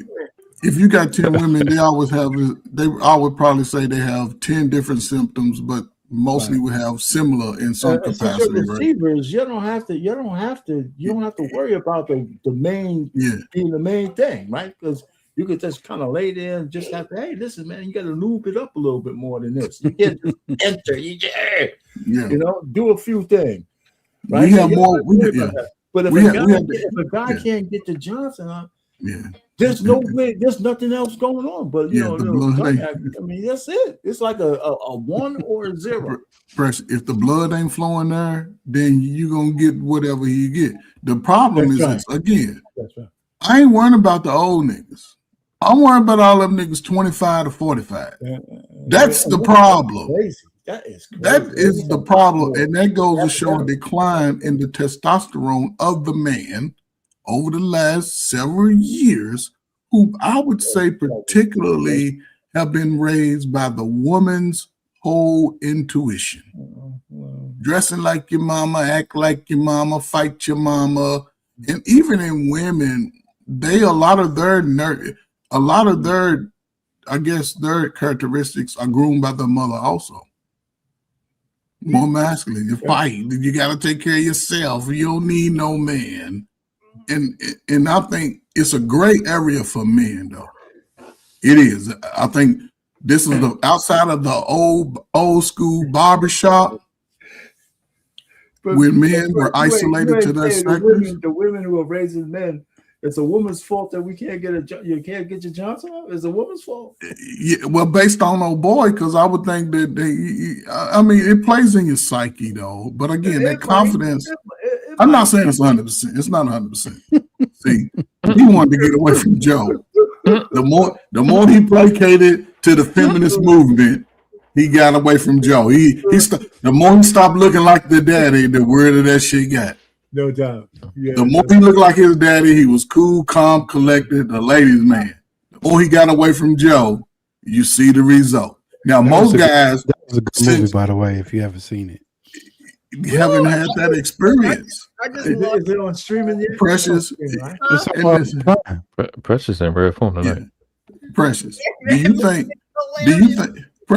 you think most fathers, if they were engaged as much over the last 45 years as their fathers were, not say the family was 40 years prior, you think we would see the high number of men now placating to their feelings and emotions and wanting to be more under? It's almost like they looking for the same validation women get. Yes. Yeah. A lot of them. Listen to me. And I'm not saying feelings don't matter. I truly believe in, but as you get older, you have to understand who you are. Right. You have to. It's not necessarily about feelings, even though we all have feelings, and so they can't be avoided, but they also can't go unaddressed. People's unmet needs is what causes the behavior that we see. It causes the depression that we see. It causes the, toxicity that we see, unmet needs. And a lot of people don't understand that you have to find out how you going to meet your needs before you expect somebody else to meet your needs. Because if they never come through and meet your needs, then what is your mental capacity going to be? What are you going to do next if somebody can't come and meet those needs? And I think people get caught up in being dependent on someone else meeting their needs, because it starts at home in a family, whether it's with two parents or one parent not being able to show up. So, excuse me, I think that, at the end of the day, y'all know what I say, be real with yourself so you can be real with others. And if your issue is that your needs aren't being met, then you have to ask yourself, if those people never show up to meet my needs, how am I going to move forward with that? How am I going to deal with that? How am I going to register that within myself and then regulate the emotions that surround that? In today's society, again, I think that a phone is the only thing that's needed for some people to get their needs met. Not physical interaction, not going outside, not touching grass, not hugging a tree. It is, as long as I got this device in my hand and it's working and the Wi-Fi is strong, I'm good. And so the need for physical interaction is non-existent at this point. Never mind. But I think it all goes to or comes from, I should say, family foundations. Like, what is the foundation of your family? Like, what is your principle? What is your identity? When that last name is said, what does that mean? So you won't, which is why I always speak up for how little girls have been treated amongst our people, because they hold on to it a little longer than males. Oh, wait. And express it. Yeah, that's the guy from the video. The guy from the video is here. I thought you knew that. I didn't know. I'm just reading that message, all the messages, and I went up. Oh, so the guy is here. I don't know if you want to join the link is at the top of the chat if you like to join us. Because child, we talking about your video. I mean, no one has said anything bad about you. Everyone is agreeing with what you said in the video. But definitely join us if you like, and we can talk to you and not just about your video. Yeah, you can set it straight. What's going on, What's going Sean? on, Sean? What's happening, man? What's up, Sean? Oh, what's going on? What's going on, y'all? How y'all been? What's All up, right. bro? Yeah. Salute. All right. So I think we have some more of the video actually left, and if the author Man, he come up and narrate. Yeah, Yeah. come on up. likes to come up, definitely. Yeah, I did send him a message on Instagram, and I was like, I'm reviewing your video tonight, so if you like to join, There you go. so on, if he joins. If not, he could just continue to engage in the chat. I need That's to pick cool. his brain because I need to know how to approach these youngsters going forward. Oh, Like, now you want some, man. I want to pick his brain because I assume he's the same age as me and we're in the same category. So I like to know how this thing came my about. mom used to sing this song and it used to get on my nerves. And now that I'm older, I feel like, she used to watch those black and white movies and there used to be this song. And every family gathering, when we would leave, she was singing it. And it goes a little like this. Excuse me. I'm so glad we had this time. Oh my God. And I used to be like, Mom, come on. But I'm feeling that, that's the song that's going to commemorate this. That's a nice, wholesome song. Yes. Yes, that's my mom. She wants everything kumbaya. All right, we're going to keep going. Where are you? There you go. Now, I will admit, I experienced some of that, but it didn't hit me as hard as other men I know it hit hard because they told me how they are, man. I'm attracted to my wife. I love women. I for some reason, I just don't have a desire to smash them. Women out here that talk about the single brother, then the married man was like, I don't know what's wrong with me. My wife is desirable, but I just don't know, and that's a real thing. And I'm going to thank Marquita. She introduced me to the word andropause 2 years ago. And I started learning it recently because I was trying to understand menopause and perimenopause and andropause. From what I learned, what she told me about, I realized I was going through it back then. So I decided to learn more about it. Why isn't it a medical condition? Why is perimenopause not considered a medical condition? Why is menopause not considered a medical condition to be under insurance, to be a right to go to a doctor to get treatment for? Why is this not a thing? Oh my God, and then comes the fucking brain fog, right? Forgetting words mid-sentences, struggling to concentrate. For a man who has spent his whole life being the provider, the problem solver, the strong one, feeling mentally slow is terrifying to men out there going through that. So men hide it, and the isolation actually gets deeper from that. There's times where my kids were telling me I said this, and I'm like, no, I don't recall saying that, but apparently I did, Or I'll be talking and I just forget literally what I'm trying to complete when I'm saying something. It's crazy fucking work, this andropause. So brain fog. Have you guys ever experienced that? Like, forgetting what you're going to say or he says why isn't menopause and andropause considered a medical issue? Well, I don't think the medical industry look at that as an issue. I think they look at that as maturation, just a part of the aging process. So they're not going to have any type of, it's like, what's the cure for going through puberty? Nothing. You're going to have an attitude. You know what I'm saying? You're going to be annoyed. You're going to be disrespectful to somebody at some point. I think that's why they don't look at that like that. I think our own people should look at everything that the medical industry has and check it 3 and 4 times because it may not suit us. Yeah. How they got the BMI and everything for women and stuff, and we know our women are denser and thick and stuff like that. So that part, but brain fog. I think it really is like, it's really just like the computer, last and first out. It's just so much stuff that has gone into our brain, and we got so much organized. You get names mixed up, you get faces mixed up. I done seen this year 7 people that I ain't seen in so many years, and I ain't even know their name. And these people I went to class with. These people I hung around. I'm like, who are you? Because I got so much stuff in my brain. I don't got time to remember you. So it's gonna happen. I think it's part of the maturation process. Our brain just prioritizes information. Yeah, I agree with that. But I do a lot of word exercises. Oh I yeah. I do a lot of word. I just do them all the time. Give me a phrase and I try to figure out what the word you're trying to say. I just do them. But I think that's a good point, world class, about the maturation process, because they already tell you what you need to do. You say, don't get fat, and stay in shape and eat right, and you'll probably be okay. I mean, Jack LaLanne used to tell, he was like 91 years old. He said, hey, man, hey, he would have his community, man, you're so orphan, you need to be in shape, and you want this, you know, and he's like 9,500 years old. Before he died.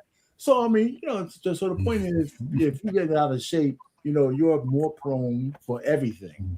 Everything, you know. So I know it, man. I'm trying to lose. I'm losing some weight myself, but you know, I mean, I'm lucky enough. There's still something left. I got at least a little bit of muscle memory. You know. Listen, let me say this, right? I figured it out, right? That, you know, bro, listen, man. Nigga, you light skinned, got that good hair, nigga. Your problem was, I don't know if you was married for a long time, but that was your problem right there, man. You had them throwing it at you, and that shit was hard to fight off. And you was going through some shit. I understand, man. The dude got his hairline, he got all his edges, he got that wavy Rick Fox. I thought it was Rick Fox when I first saw it. Man, a dude with Rick Fox. See what I'm saying? A dude looking like Rick Fox. Come on, bro. Come on, man. That was why you was going through the pause, because you had the pause on all them yams coming at you. And it was traumatizing and hurtful because you had to walk away from I get it now. But man, listen, man, light-skinned dude with good hair, all his edges at 50. Nigga, look at me. Look at me. He got all his hair, good hair too. Like Rick Fox. Come on, man. He do look like Rick Fox. This ain't about me. This ain't about me. He asked how to join. It's a Anthony, it's a link at the top of the chat. It should be pinned to the You should top. just drop it again. You should drop it again. Yeah, you got that big hard looking chin, man. Did you pin it, Precious? Going through the pause. And you better not be 6 foot tall. If you're 6 foot tall, it's all cap. Yeah. If I'm 5'9". I mean, when he said that, I was thinking maybe the link again. You know, so just click the link, and it's going to ask you for access to your microphone and your camera. When he said that, I was thinking about this might be funny, but I was thinking about maybe the Diddy world, where like if you didn't experience so much different stuff, like it's hard to stay excited. You know what I'm saying? Like you'd have been through. You know what I mean? Maybe not him, but I was just thinking like, yeah, you'd have been around this block before. You just seen that shit get old quick. I was there too at 45. You're not gonna spin from the ceiling. Oh, there you go. There you go. What's going on? Good evening, Anthony. How are you? Hi, I hope you can hear me. It's my first time doing this. I can hear you. Welcome, man. Okay, great. Because I was struggling to get in. Forgive me. You're here. And I apologize. I'm just not seeing your info on Instagram. I've been real busy with some other stuff. It's okay. You're here. You're you know, and in the conversation, I thought that your video, I came across your video and I was like, you know what? I want to talk about this on the men's panel because, you know, we talk about relationships, we talk about what the men do, what the women do. And we used to have a panelist who, you know, used to dig into men's mental health and well-being. And I was like, you know what, this kind of feels like a feeling of a blast from the past. So let's review this video and talk further into it. So thank you so much for, you know, putting it out there. We know our pain, men don't sit around talking about these things, but like I said, it should be public information, right? We should be able to share with others and have and be great. I agree. Thank you. I really appreciate that you invited me. I'll be quiet and go for it. He saw all us old niggas up here. That's why he came up here. All them old niggas, like, them niggas is old. Wait, I was really. What you talking about? No, I'm saying, Anthony, how do you get men to talk about this stuff? Yeah. And who do they talk to? How do you get men to actually open up about this? Hey, that I like that question you asked, man, because I'm telling you, I'm getting bombarded like on TikTok. It's over 1 million views, but I'm getting bombarded like, are you gonna ever do a live? And I'm like, I'm trying to find some men who want to come on and women because my goal in this was to let men know, stop bashing women going through perimenopause and menopause, talking about they're crazy, get rid of them, this and that. And I'm like, we take on an X chromosome with a Y chromosome. And you guys don't think that we don't change as we get older? I didn't know this until the woman I'm talking to now told me a year and a half ago that I was suffering from andropause back then because I worked for President Obama. I had a life, a beautiful life. I lived in a house. My kids had 4 bathrooms, everything. I mean, a life. And one day I woke up just disconnected. I was getting offered 6-figure jobs, and I was like, I don't feel like it. I didn't want to be bothered. I stopped playing with my kids. No affections toward my damn wife. It was crazy. Like I felt like something in me left me, and something else took over this body. I was just disconnected. My old man, he's from the old school, right? Like we all raised that way, right? Society tell me you suffer through it, whatever. And he sat me down and told me, "You're about to lose your wife and your family. What is wrong with you?" I had no answer. I sat there and looked in my head, and I'm like, "There's nothing there, guys."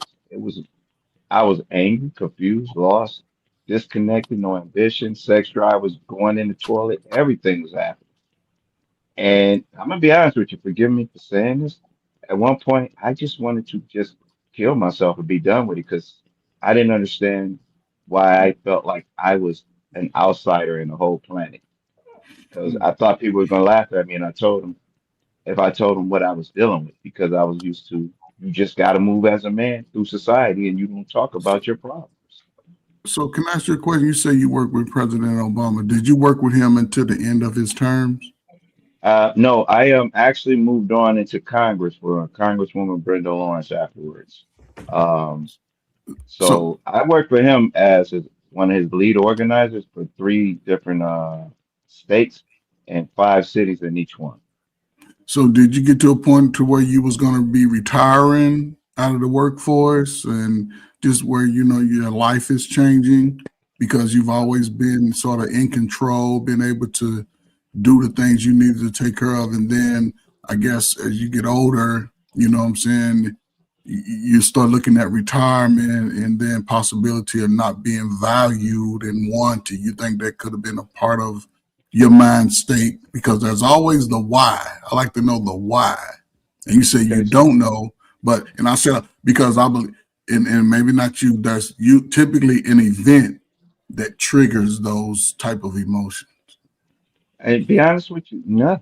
I had great plans for my retirement. I was a year and a half away when I found out in Congress. I was a year and a half away from retirement, and then there was a controversy that happened under the congressperson woman I was under, Mm, and I was released. So I never made it to the there retirement. you But go. that wasn't it. That was way. This happened to me way before then. I just woke up one day just disconnected. Like life was literally taking off for us. It was no fears, nothing, nothing was there. Just one day. Even my ex-wife back then had asked me when we separated. She asked me, she was like, "What's wrong with you?" And I stayed quiet. And I really was looking at me, and I'm like, I couldn't find nothing. So I told her, I don't know. I just know I don't want to do nothing. I don't feel connected to nothing. I feel like something has left me and it's some other person inside. I just Yeah. felt all of these different things in me. And excuse me for saying, like, I started feeling like what women say they were going through. I'm like, I've heard women in the perimenopause, but I'm like, this is crazy what was happening to me. I divorced my damn wife to save her from being drowned in what was happening to me because I was leaving everything on her, the bills, the kids, the weight of everything. I just didn't want to participate in this world anymore because I was Can I disconnected. ask, So can I let ask me you a quick? say Can I this ask you a something. quick question? Can I ask you a Yes, quick question? yes. If you on a, when you were at your height when you was working for or whatever you would consider your height of your career, um, pre-retirement arrival, right? How much free time? I hate saying that term because there's no such thing. But how much time to yourself do you think you had throughout a week and Honestly, hours? I had a good fair amount of hours because the woman I was married to allowed me to still be me. She didn't rule Mm. with the husband, wife title. I had time at the gym. I had time. I would walk with my kids to the ice cream place. Like even with all the work that was put on me, I still I felt like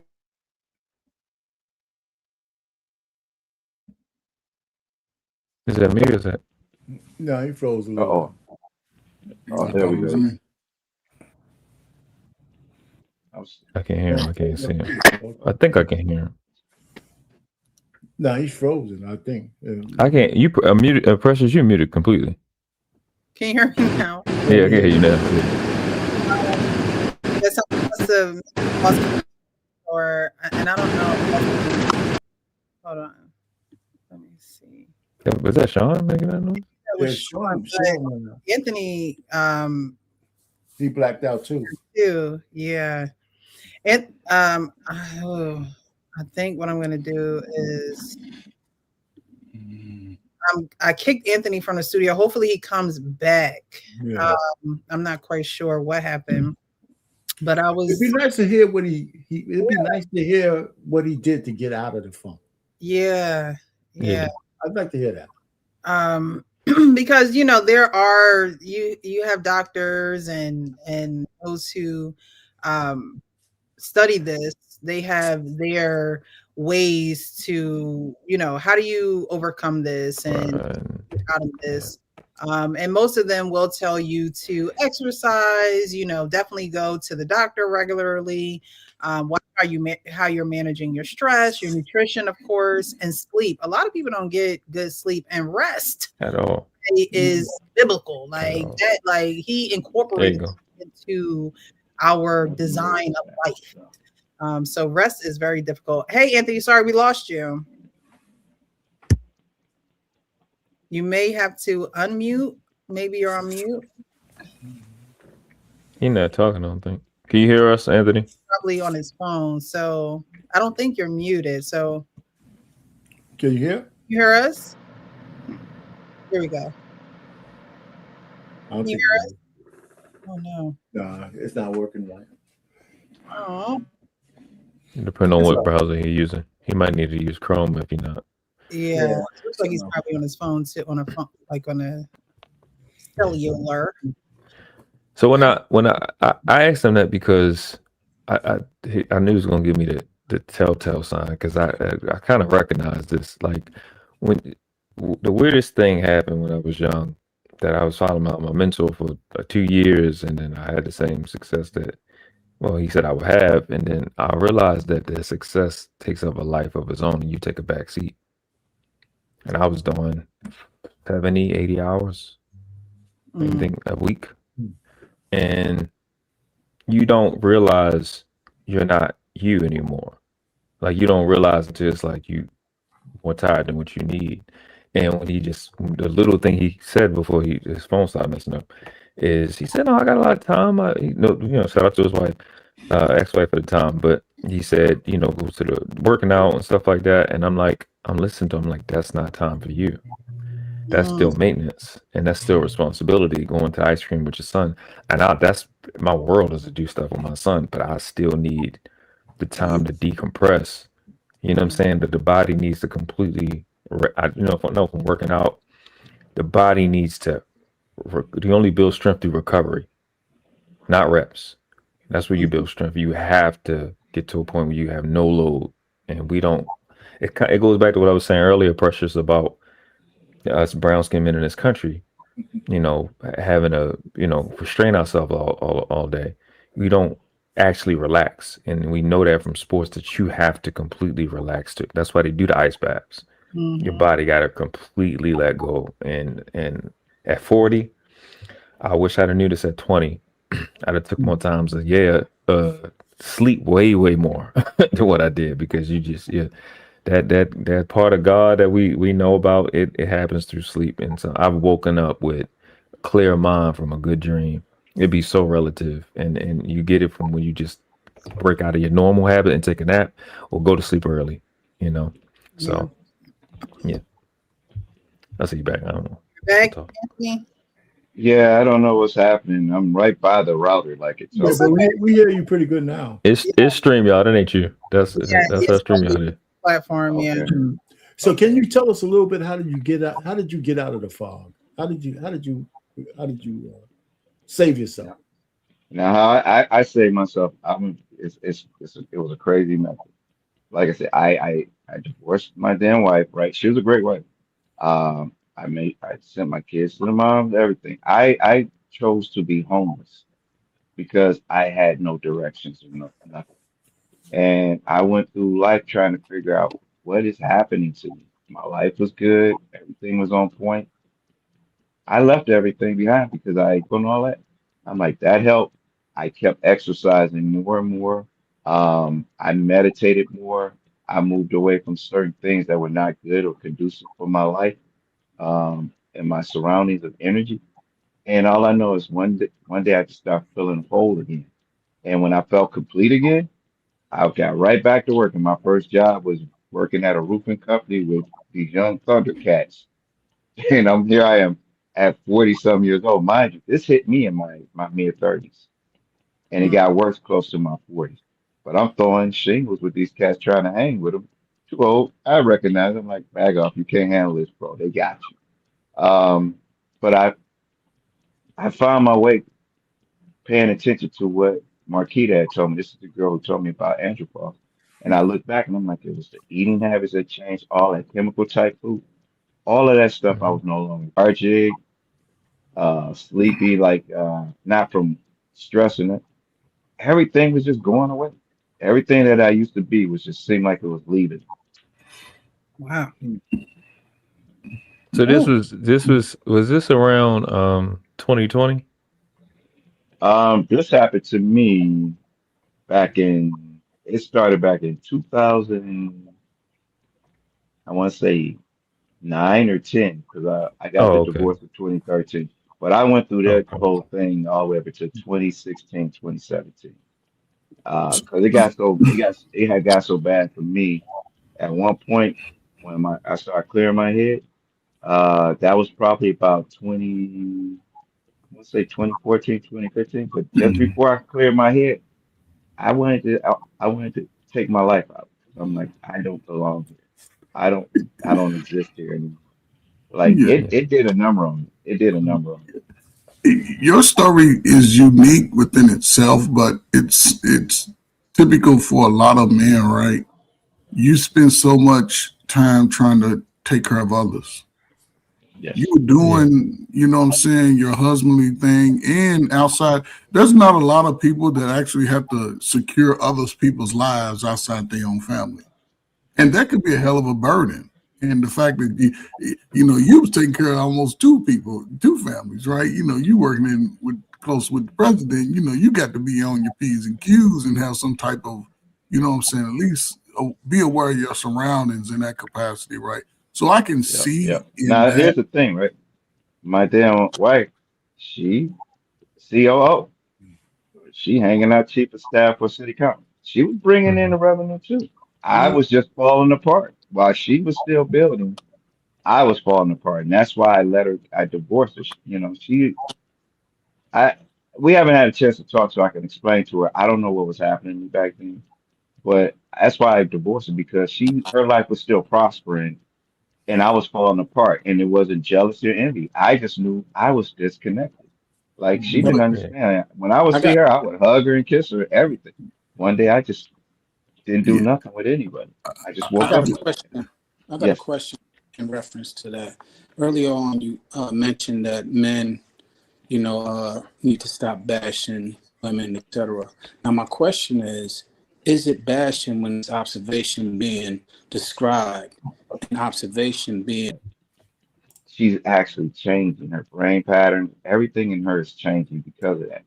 And that's when I realized that andropause is a man's changing inside his brain pattern, his way of thinking, all of these will happen. So it's just that I hear now when I hear men talk about women and how they act and respond or aggressive and angry and they just cry, emotional. I'm like, bro, that might be menopause. And they're like, I don't care what it is. You know these women are stupid and crazy. And I'm like, that's what I mean by bash. It's like that's your answer to this instead of understanding that. Then I tell them, men deal with something similar to that, what women go through. So I tell them, now what Well, if you what's go through interesting, it? Go ahead. I'm sorry. I'm saying what's interesting about what you're saying is you're absolutely right. You should give grace where and when it's menopause, but there are some people who are crazy, and we need to Yeah, bring yeah, credence and attention to that as well. yeah. I agree. I agree 1000%. But I just wanted to give the benefit of the doubt first, because now I sit with couples or guys who go through it, or even women who try to understand the person they're with, or save their marriage, or that's already divorced, and they're trying to understand. What you said is everything that the man I love is going through. He was this way one time, and then they said now all of a sudden he's this other person, right? And I tell them it could be andropause. Get their testosterone checked out.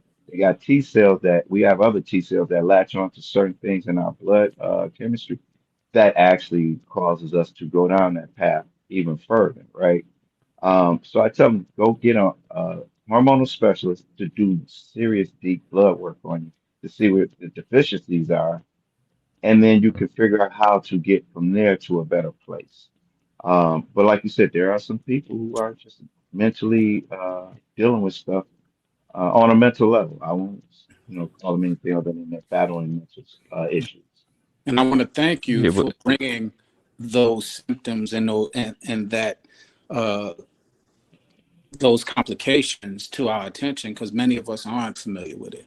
As you stated, we're not familiar with it on both sides, on both genders. We're not as familiar with it with the menopause process and what's going on, nor are we familiar with it when men go through it. So we appreciate you bringing that to the attention and it getting the momentum that it's growing with, because it's helpful to not only yourself going through and understanding better the things that you've learned, but also us who aren't familiar with it to be able to have more.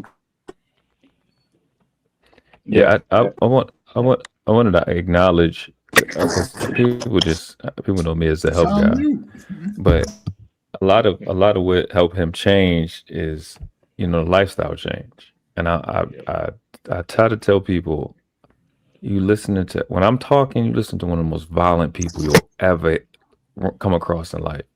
And when I changed my diet, I went vegan in 2012 and stopped eating meat and stopped eating flesh and stopped eating milk. My anger level just started dramatically decreasing. And what I usually don't tell people is my son was born in 2016, but from 2012 to 2016, every day I was spitting up mucus every single day.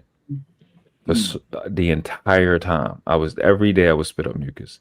And the intake we have, along with stress, I don't even separate food from stress anymore. It's the same thing, because it's going to make a deposit into your mind, your psyche, and your brain, no matter what, whether it's bad food in your neurological pathways and dendrites and etc., or it's trauma. It's going to affect your brain pretty much the same way. You're going to have the association. You're going to look at it, smell a certain perfume or cologne, you're going to have the same response.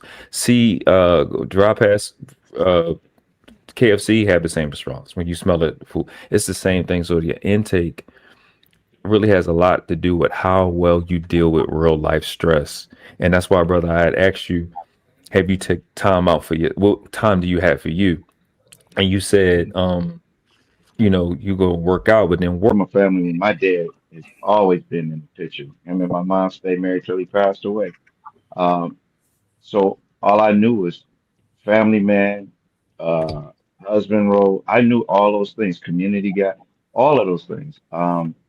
But yeah, that was one of the things, because as I was dealing with this and I had no answer, I felt myself getting worse and worse and worse. And I saw her getting lost more and more in the marriage, trying to understand what the heck is happening. It got to a blaming point where herself. like I was just out of control. After we split and separated, I was out of control for a while. Like I was really dysfunctional. But I just said, you know what? Whatever this is, go through the fire of it, but get everybody out the way so they can be safe and deal with this thing. Deal with whatever this is that's happening to you. And you're right. The more I moved through my life, and exercise was my way of exerting energy to relax. And then I started getting to another place of figuring out other ways to calm myself down when I was going through it. And once I got into that place, carry it in and keep it moving. That's what you have. But were you going to the doctor when you first started? That's a terrible system. My dad I don't think he can hear you, Coach. survived it. Yeah, I don't think he hears us. Can you hear me? Can you hear us, Can you Anthony? hear me? Yeah. I can hear you. Yep. Okay. So, when you first had an inkling of what something can I can't hear possibly? you now, though. He wants to know if you went to the doctor or something like that. Yeah, did you ever go to the doctor or anything? Recently, I've been going to the doctor. No. Back I'm then, talking. I didn't know what it was. I didn't know what There I was you dealing go. with. So I was literally But on my own.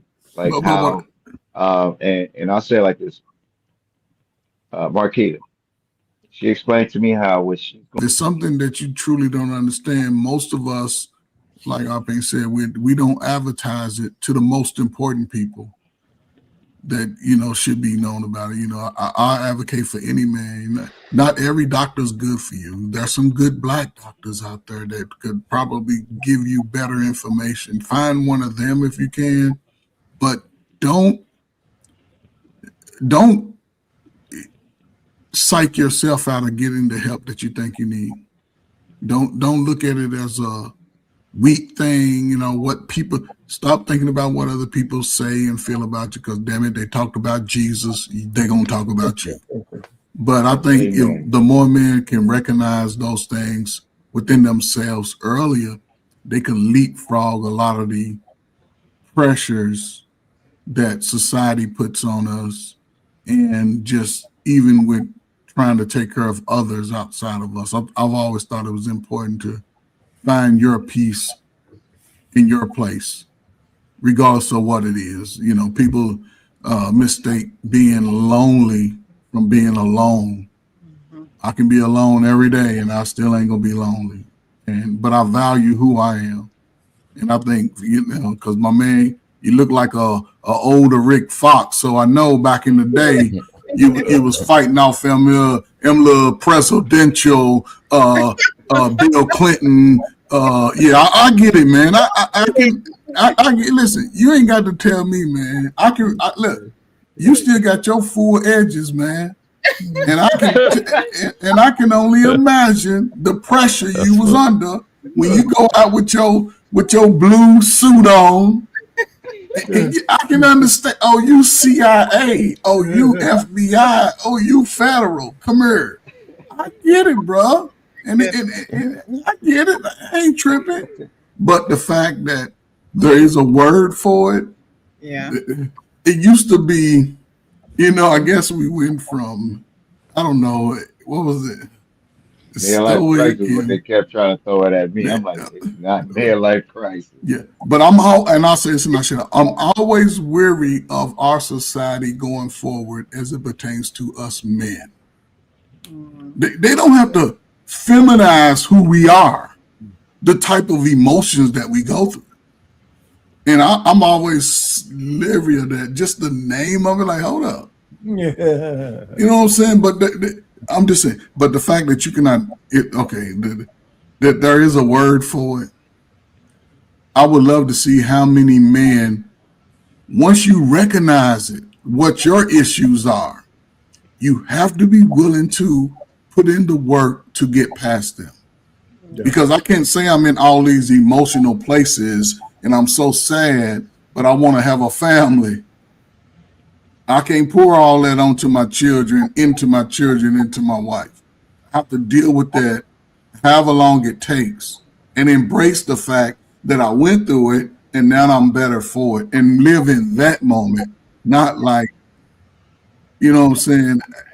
To me, it's just bad because now we're seeing testosterone levels going low. Right. In the prime of most young men, when we should be lifting cars and chopping down trees and fighting the bears. Now they standing behind you pressures talking about protect me. You don't protect me. So I would hope that if men are going to address it in the way to say, yeah, man, we start here, but our goal is to move past this if we want a stronger nation of me, not, you know what I'm saying? Because a lot of people, and this is the gray area, men are recognizing that they're valuable too, Precious. I keep telling you that. And they always been. No, because even if we realized it, we wasn't going out expressing, we'll just take on the burdens of everything. Yes. Now men are stepping back and say, hold up.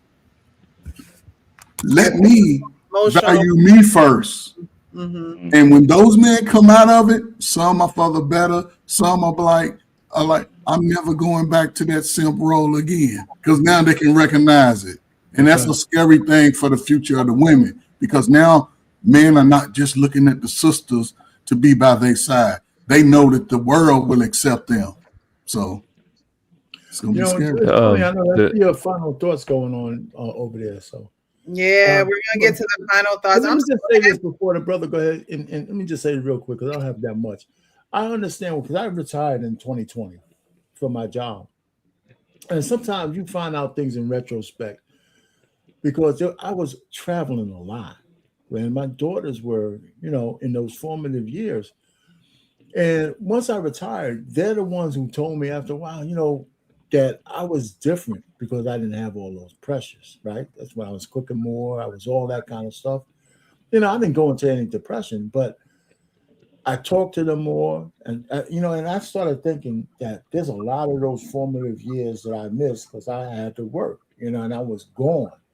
But once I got off and that pressure was gone, it's just like, I was like almost like a new dude, right? So my kids are saying, "Well, how come, Dad, you wasn't like that before?" I said, "Oh shit, I had to carry the world on my shoulders, so I could only give you what I could give you.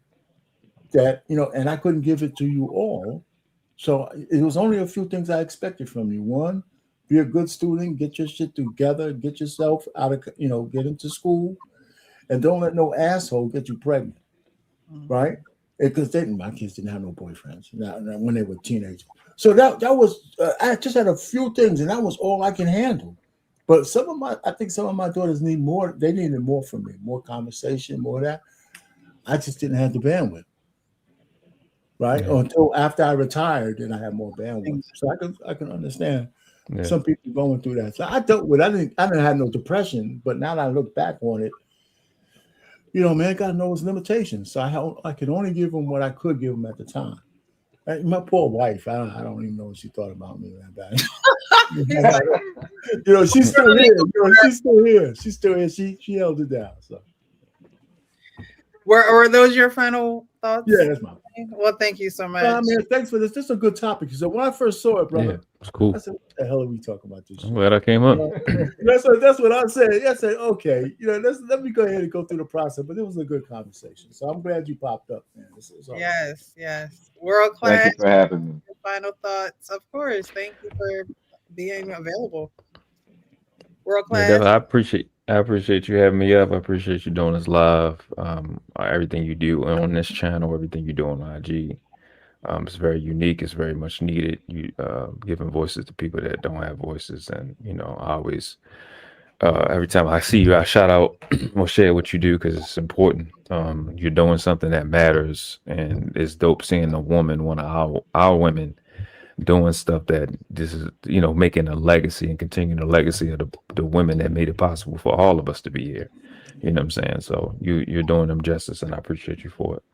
The greatest lesson I ever learned, bar none, I have favorites, but none compared to this, is when purpose is not known, misuse is inevitable.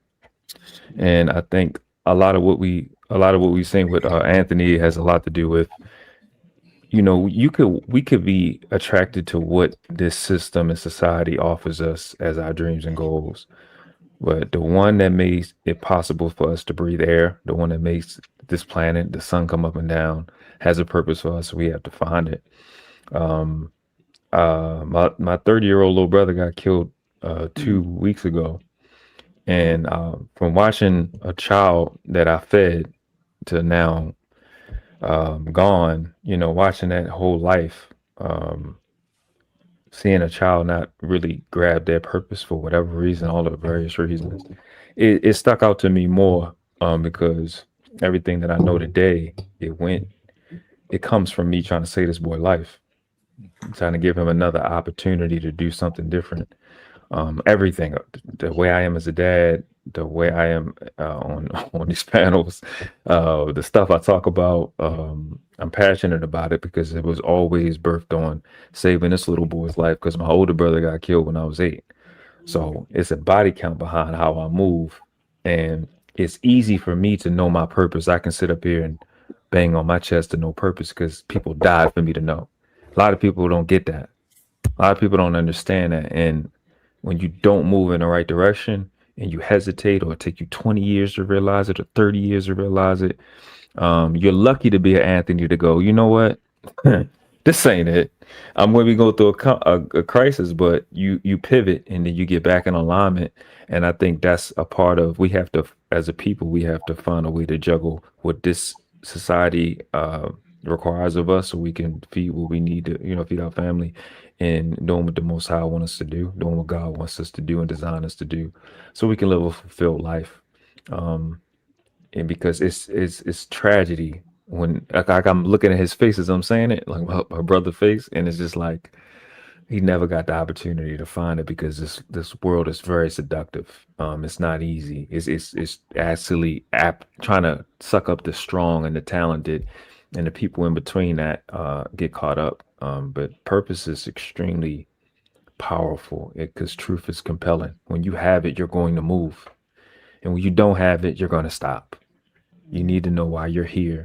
Why, and then and I say this and I'm done. You see true divinity in children because when they can talk and they can ask questions, they usually are asking why, why, because why is like the 3-letter word for purpose, and they have to be fulfilled in that way. And when you have your why, when you know why things are, it's clarity. When I'm clear, I can drive, I can go.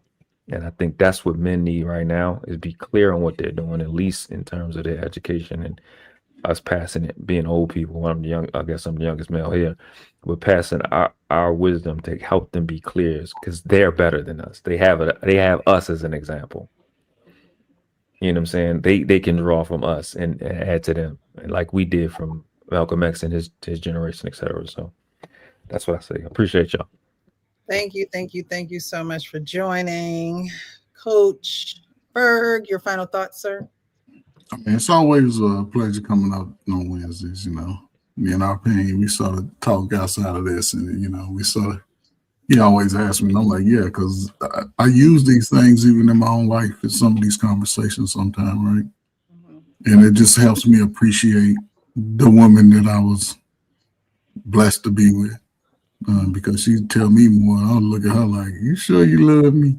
I just doubt it, but I believe it to my heart, because the things she does for me, the way she try to take care of me, and I'm just at that age where I'm just going to reciprocate it to the end of my days. I don't have to get validation from anybody.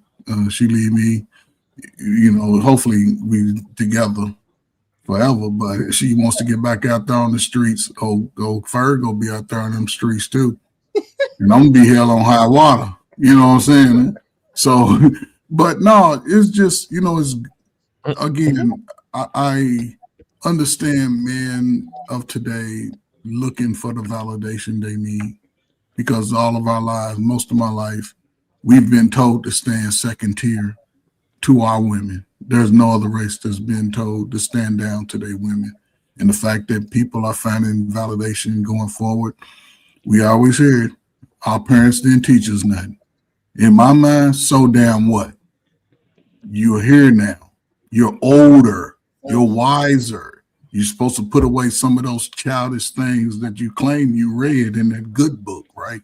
And understand that some things happen in time. Some things are supposed to happen the way they are.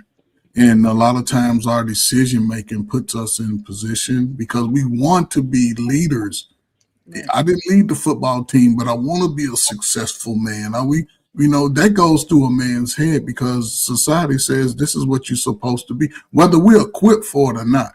It says go do it. Whether we had a father and grew up in two-house parents, it doesn't matter. Society says go do it. And I think some people get caught up in just trying to take care of others so long that they lose who they are. But I've always been a sticker for, always be comfortable with who you are, except you're ugly, regardless of what it is. And again, have conversations with people that can help you, not people that's always talking in a bad space. You know what I'm saying? You have to get away from that. And as men, I think the more we can gain enough strength to understand that it's okay to be alone, and not look at it as society says you got to force yourself with this woman and this type of woman and have all these crazy sexcapades that America puts on us. So salute to men who are now finding their own. You don't have to curse women just to be that man, but you don't necessarily have to shame them if, you know what I'm saying, if that's not something that you want in your life. You know it's there. Do your best to avoid it. And then, man, hopefully, man, we all get to live 85 and 90. Because if I become single, I would not have a girlfriend. I wouldn't. You gonna pull up and you bring your weekend bag and you got to go. You ain't getting no mail here. You ain't getting no benefits. No, you gonna get a good meal, a hot bath, some fun in the sun, and you gotta go. We're dealing with, ladies. That's what we're dealing with. All right. Thank you, Coach Ferg, for the final words. I appreciate you so much. Shout out to the weekend. Shout out to the weekend bag. Weekend bag.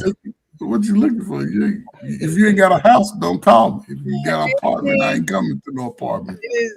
Precious, why when y'all come up with the weekend bags, y'all be leaving stuff on purpose? Why y'all be doing that? I ain't gonna put you on the spot. Never mind. She ain't answering. Leaving the bonnet under the bed. Hey, my man got his full hairline. I'm still on the fence about him, man. That nigga too. Hey man, listen, man. He still got his full hairline, man. So you can't trust somebody with all the edges. Hey, might be a toupee. Hold on. Are you 6 foot? I wish. God, I wish. I missed about 1 inch. 1 inch. I missed about 1 inch. Look. Like, let me just round up. Hey. I know. Look. Hey, man, listen, man. I'm still on the fence. Hopefully, you come back, man, and we can have some more great conversations, man. But hey, man, what's your page on Instagram? Where you at? You could go on that one. It's you could go either Anthony Yanish or I want to say where's that other phone? Ish needs to be said. I think this nigga got curls in the back of his head. Precious she got to share. She YouTube, but Precious got shared out. She did YouTube. She got all the links. She got it. Okay, go ahead. Put it in the chat, Precious. That's you're supposed to be knocking all this out. Shout out to Gen X, man, because I know you're Gen X, man. That's why I ain't taking it easy. I know you're Gen X, bro. Yeah, Gen X. You know how we did it. No seatbelts, all that stuff. We did everything that could have killed us, but we survived it all. Ain't it? You've been fighting off girls since he was 14. Man, stop it. Stop it. Man. All right. You got any closing final thoughts for us this evening? First of all, I want to say to the one gentleman who lost a loved one, my prayers in the air for everybody's peace and healing through the whole thing. Okay, appreciate that's what I want to get out the way. So the word I want to leave is this: men, young or old, it's okay to express something you're going through to somebody. You have a safe space with somebody somewhere. Have that conversation with them. They may have the answer. They may have the ear to listen, so it can relieve, like we talked about stress and things. But it takes that stress off of us because men are told carry all the burden, suffer through it all because you're a man and that's what you're supposed to do. I like the fact that you guys talked about no, we're not supposed to do that. Sometimes we're supposed to pull away and be selfish to ourselves and take care of us too, in order to be rejuvenated to go back. Because Jesus did it. Think about it. Jesus always left them. Whenever he did what he had to do with the 12, he dipped. He went and got his time in with God and his meditations and his energy back, his strength back. And then he came back to deal with more. And that's what I like about this group a lot, how you guys speak on everything in a more positive, honest way. And yes, I will be coming back every Wednesday to check you guys out. I thank you for even reaching out to me because I did not know you exist and this page exists on YouTube. I will be back. I promise you that. And the other thing I want to say, fellas, go get your blood work always done. Get it done. Go to a hormonal specialist. Your doctor, personal doctor, only do surface tests. They don't go in deep about what's happening to your body. Our bodies change as we get older. It's a fact. Our mindset, our Mhm. blood, our frequencies of our brain, everything shifts as we get older. It's just a fact. So don't be afraid to speak and go see the doctor, a specialist if you have to. Yeah, man. Bring that All right. Thank Instagram crowd on over here, man. Bring them on over you. here, man. Thank you. Thank I, you. I, I definitely work on it. I think I sent you the message today, like 5, 6 o'clock. Yeah, I was like, hey, yeah. I'm in sales, so I don't have no problem reaching out to a stranger and, asking what I need to ask. So I appreciate you. I thank you. I'm sure those who are watching are very grateful and appreciative. The guys on the panel, we needed to mix it up a little bit. We got world class on the panel tonight. He usually in the comments doing his thing. But thank you for joining I'm us. usually asleep by now. Thank you, Anthony, for just joining us to have this important conversation. It was a video that I just saw on social media scrolling, and I was like, you know what, this is important. It's important, and it's not talked about a lot. And like I said, we had a former panelist who really used to dive into, or not dive into, but used to. He never left the show without telling men, make sure you go and get your blood work done. Make sure you're aware. And I think we need to get back to that, because we need our men. We need our Black men. We need men, period. We need you guys to be healthy, and we need you to take that serious, because you are the leader of the community. And so when you take it serious, I think everyone else will follow. Can I just say one quick thing? Of course. I'm sorry. Men and women, we need to, like you just said, make sure we get ourselves checked out, but be there for each other. Because this red pill influencer stuff out here on the social media pages are working to keep us separated. Men angry at women, women angry at men, because that's how they make their money. And these people go home to families.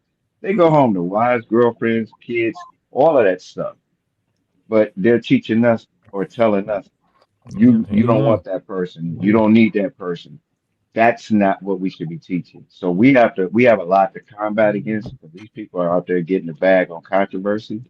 And I see what you guys are talking about is not controversy, it's about real life and how we can find answers to fix these problems. Yes. Yes. Let's stay together. Okay. Loving you forever. All right, we're going to get up out of here, guys. Thank you again. I appreciate you. Join us next Tuesday if you're interested in adoption and foster care talk. I was adopted. I was a former foster youth, and so I bring awareness on that on Tuesday nights at 9 p.m. Eastern, and then we'll be right back on Wednesday with the men's panel. You guys know what I say. Be real with yourself so you can be real with everyone else. If you guys are catching this on the replay, hit the like, leave a comment. Let us know you was here, and share this. Hype it up. Yeah, share this with others in your life. Thank you again, and you guys have a great evening. Thank you. You too. Sure, bro. Sure. Yeah.